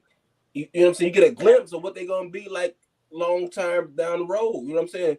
If the core values are in place, then you can work with that. If that person's core values don't even match up or don't even resonate with what you got going on, then you gonna be like, this is probably not a person I should be going to say I do with. Because you can't change somebody. You can't change somebody just because y'all got married. You can't be like, oh, this my he been out here, sleeping around on me all this time, or he just been running the streets. That's what he's still comfortable doing. But I know if I get married to him, that's gonna stop that. Because if he don't make that change, if he ain't making that change in his mind on his own self, wouldn't not make that change, he gonna still continue to be a cheater with marriage. Marriage don't change. You know what I'm saying? The acts, it just changed. It's just the commitment that we just said, hey, we're gonna rock this thing out for me and you, for better or worse, thick or thin, you know what I'm saying, to death do us part. But the part that we gotta do within it is the part that we all gotta do as individuals, and then the act of marriages doesn't change the person. So you, like, if your guy, he told you, hey, baby, you know what I'm saying? This is what you're doing. I don't really feel comfortable with that. Can you slow that down? Now let's open up a conversation, open up dialogue. But now don't let his word just dictate, you know what I'm saying? The thing, you got to tell, hey, well, this is why I do this because of this. Then now y'all got to understand it, because that's what every throughout this journey of marriage, it's all about the understanding of what the other individual is going through or what he at right now in their life. Because where I'm at in my life, I need my wife to know what I'm going through. So when I'm starting to act different or not doing what she may not be, like, dang, what's wrong with him? He tripped, he got an attitude, or he, you know what I'm saying? You know what I'm saying? But if I'm not communicating that to her, then she won't know. Then now it's turned into a whole other thing. Wait, you came home, you ain't speak to me. Not saying that's something I'll be doing, but I'm just talking about what people, often do. You know what I'm saying? Because when people got problems internally, and they're not expressing it to the other person, what they do, they tend to close up. They tend to be a little bit standoffish. They tend to be a little bit more angry about whatever's going on with their life. And so they're not telling that. And so the other person like, well, this is the third day he done came home, ain't kissed me, ain't said he loved me. Now the other person starting to feel some type of way about that. So now that's when you got to get up and go kiss and hug them and be like, what's going on? Because I ain't got this sugar in a couple of days, so I came to spill it. But that's what you would do, Miss JoJo. But the truth and reality is what most would do is they gonna get mad too. They start to fight fire with fire. So now you got this big old fire, and now that bloom something so small, the small seed that was planted of negativity, then turned into a whole palm tree. You know, matching negative energy in marriage. Matching negative energy in marriage ain't no room for it. I'm sorry, it ain't. No, it's not. I'm sorry, it ain't. I think it's just always matching energy. Sometimes people need to learn to communicate. Like some people will like internalize what they're feeling, like, oh, he don't love me, I'm not, whatever, and they'll keep all those things in as opposed to just communicating. And I like what you said, Jobo, you do just go kiss him, go hug him, go do whatever. You never know what he's going through, right? When I start overthinking, marriage got so much easier. I think that it's always like people are trying to match. Some people are petty, a lot of grown petty folks. Sometimes I think people hold stuff in as opposed to just putting it all out, just saying. Mm-hmm. Yeah. The thing is, and Devin was speaking about it, and I'll go back to that word again, the resilience that, even when you're tired, even when you got all this stuff going on at the house, and even when, money being moved here and there, kids got this going on, I said 10 minutes, y'all, 10 minutes. You got 10 minutes today to go in the kitchen or go on the love seat and just look at each other and be like, man, how you doing? Stick your tongue out. Or say, I can't say that stuff on camera, but say something like, I ain't got nothing on under here, whatever, whatever you need to do, that's what you got to do. I think a lot of times, and when we go back to this side chick conversation, you hear these men talk about the excitement and the sneaking around, and she do this and she do that. And the question that I'll be asking folks when I have this conversation with them, I look him dead in his face and say, when the last time you did that for your wife? When you got her excited? When did you turn her on? When the last time you did that? I don't know. Well, you know what? You sound like somebody who think that your relationship is all about you. That ain't a good thing to have, buddy, because maybe she done picked up on that, and maybe that's why you got a side chick.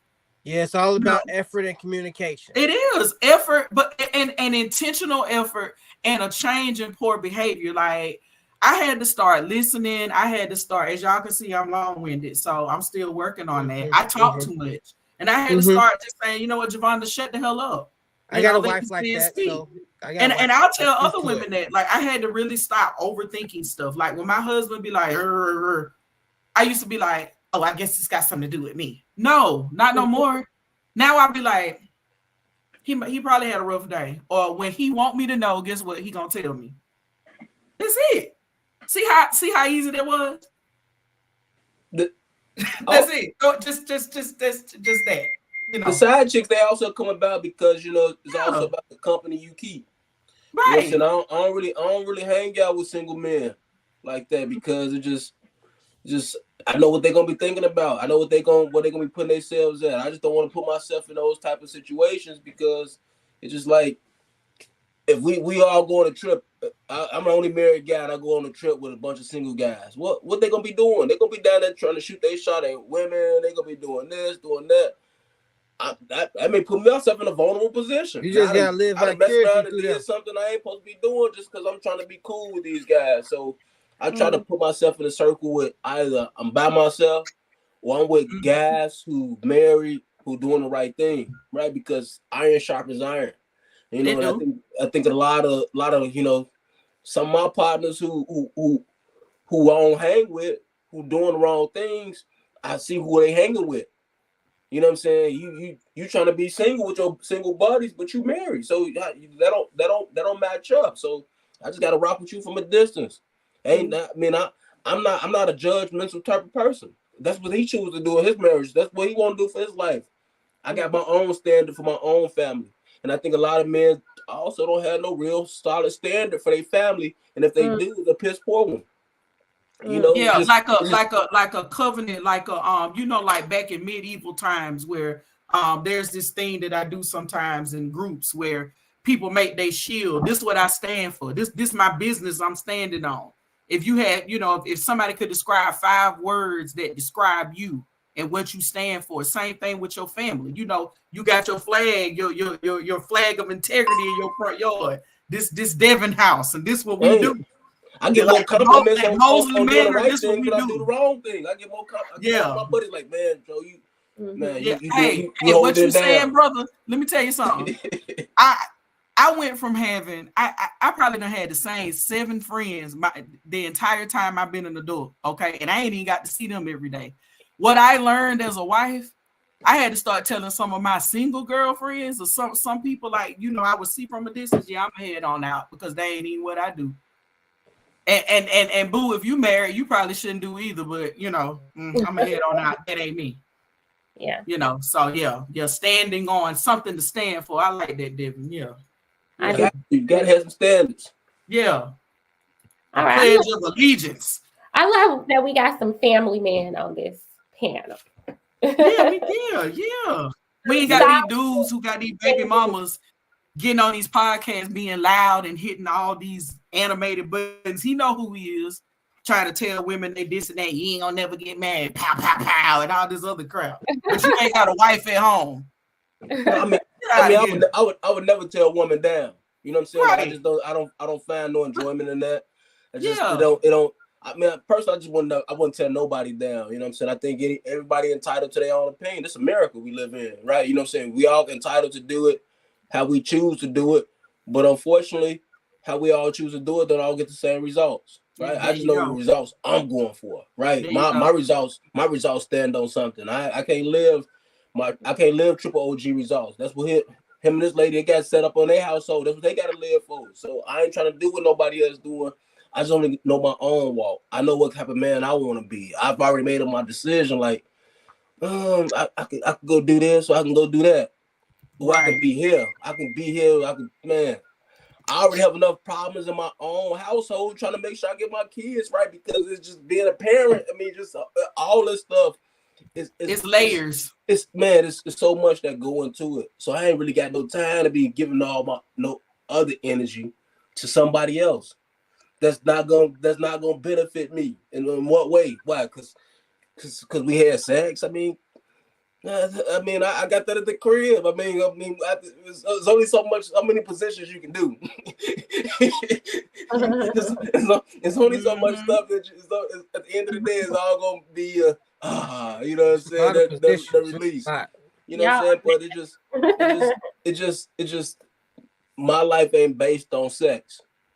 You know what I'm saying? My relationships ain't based on sex. Maybe when I was younger, when I was in my 20s, you know what I'm saying? When I thought that was what it meant, but I grew up. You know what I'm saying? I'm older than that. Like I don't know. Just me rambling right now, just thinking. Do you mind saying how old you are? How old are you? I'm 39, so we all probably in the same age group. But it's just like I see too many older guys who 50 and they still trying to live like they 25 and 30. I think that's pathetic.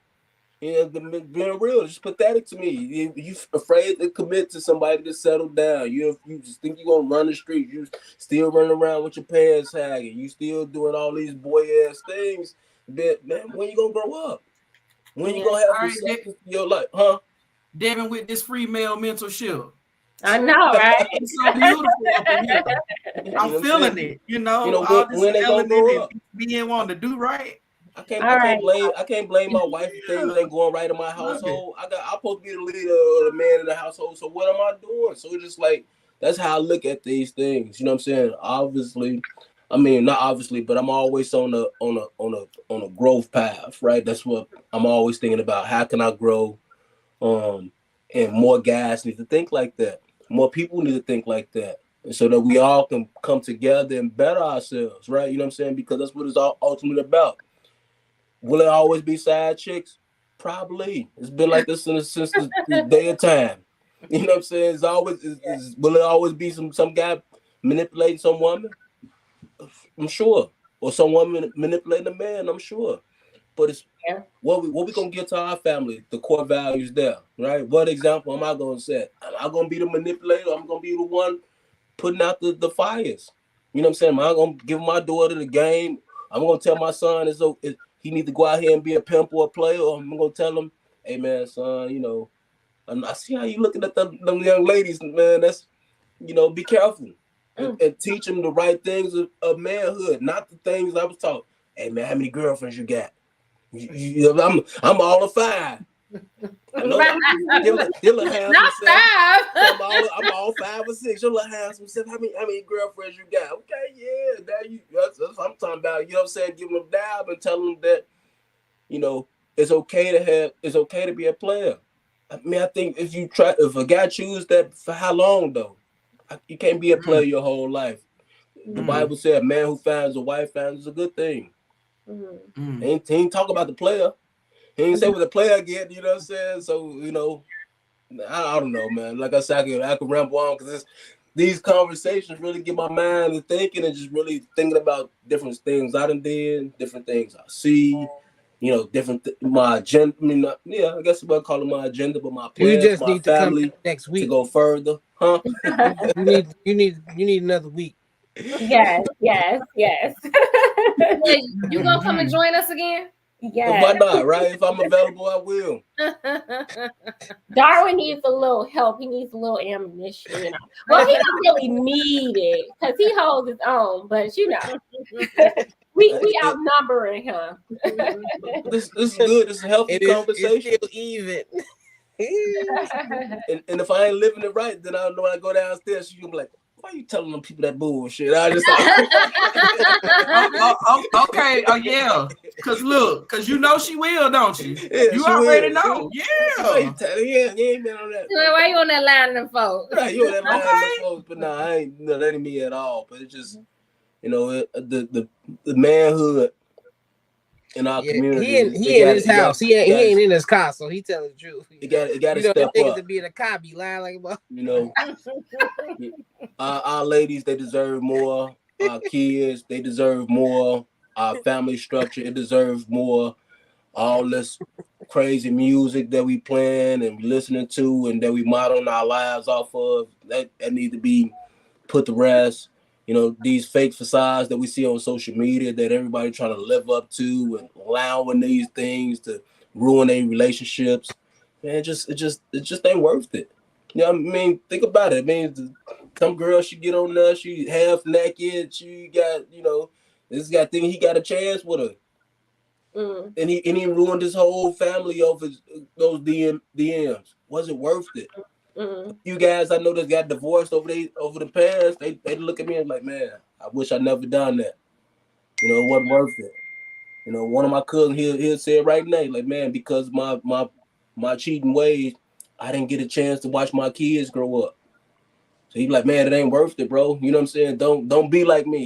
You know what I'm saying? But some guys, they foolish. They don't listen to the wisdom. I'm taking heed to the wisdom because I want to be there. Right? That's my standard, right? You know what I'm saying? Guys, we got to have a standard, baby. You know what I'm saying? All right, y'all, let's go ahead and do famous last words. I had a good time tonight. This is Ladies Room Podcast. For all of you who watched tonight, you have to share, all right? You got to share on your Facebook, on your YouTube. Let the world know that the Ladies Room is around. And we have so many good things that we want to talk about and that we want to explore, and we want to do it with y'all. So let's go ahead and do our famous last words. Also, follow us on Facebook. It's the Ladies Room group chat, okay, on Facebook. But we're gonna go ahead and do our famous last words, y'all.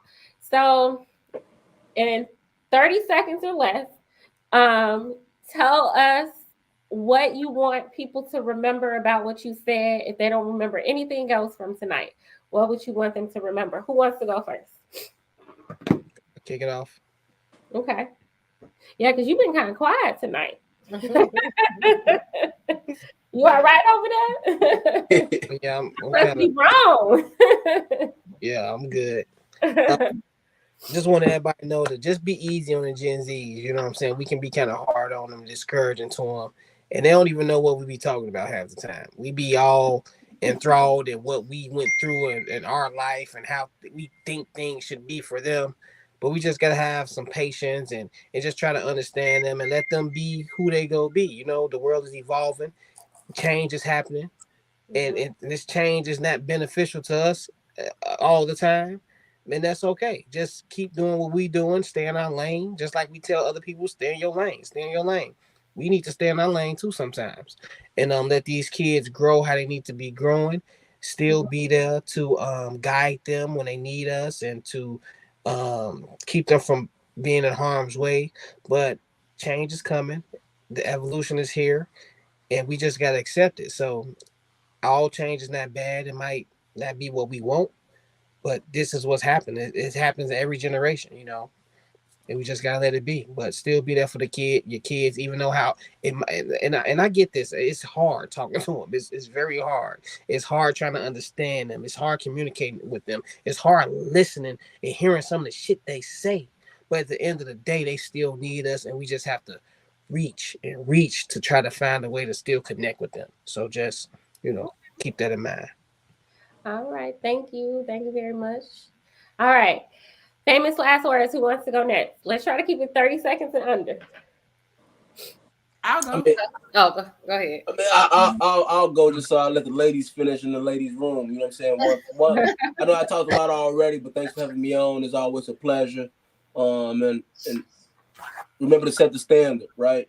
And here's one of these things I'm gonna quote: "If you're afraid to fail, you will never start.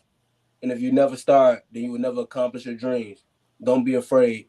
Go build your dream. Go build that relationship. Go build that life that you want. But it all starts with just, man, setting that standard and being the best that you could be." Wow, I love that. I love that. Thank you. Thank you, Devin. Thank you. All right. All right. Okay. I got a couple of things. And I was supposed to say this 30 last seconds. week, but I know I got 30 seconds. But I want y'all to remember a title. The Angel Lee VSU bound the book scholarship. Angel Lee VSU scholarship.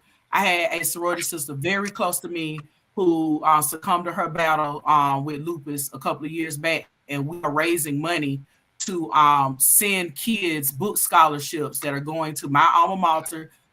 Shout out to Valdosta State University, DVSU of Georgia. And I want you all, I'm gonna put the information on the page. I want y'all to donate, share this with a friend. We trying to get some college books for some upcoming college students. And then my final thought is, when you get married, when you do your part, when you exercise in your role. So if you the wife, if you focus on what you need to do as the wife, all blessings and everything else will align, and everything will be added unto you. Play your part. Amen. Okay. Thank you. All right, Cannon. I'll go. Hold on, let me put you in the spotlight. Okay. And I'm gonna go ahead. I'm sorry. Go ahead. So if you don't take nothing else away from this stream, take away that Nature Boy earned every single year that he got, and justice was definitely served. He earned that. Good night. Okay. All right, y'all. That was a good one, y'all. I'm trying to link the information about the scholarship. Jovo, do you have it on hand, handy, so you can just? I don't have it on handy, but I just shared two pictures to our Facebook page. Okay. Read those flyers on our page. Donate. We are trying to. My friend is from Tifton, Georgia. That's her high school, Tiff County High School. We are actually doing book scholarships for the students that are coming from her high school to our college. $500 book scholarships. Donate. Okay, I really need y'all to do this for me. In the name of Angel, I love you, girl. All right, y'all. All right, it's been a good one. I had fun, and I can't wait to see y'all. Well, you don't get no last words. You don't try to sneak out there without one. I don't always give my famous last words. I guess I can today. Come on, Ashley. Come on with it, girl. I would say, work on self. Like, whether you're married or not, continue to work on self. Surround yourself around people who love you enough to be honest with you. And, be receptive to growth and change. Love yourself, whether you're linked up or not. And I would say, just, show up in all of your relationships the best you can, even when you feel like other people aren't. So that's really all I would say. I don't know what all right, and so that's it, y'all. I had fun tonight. Y'all have a good one, okay? Thanks for having me. Bye. Good night.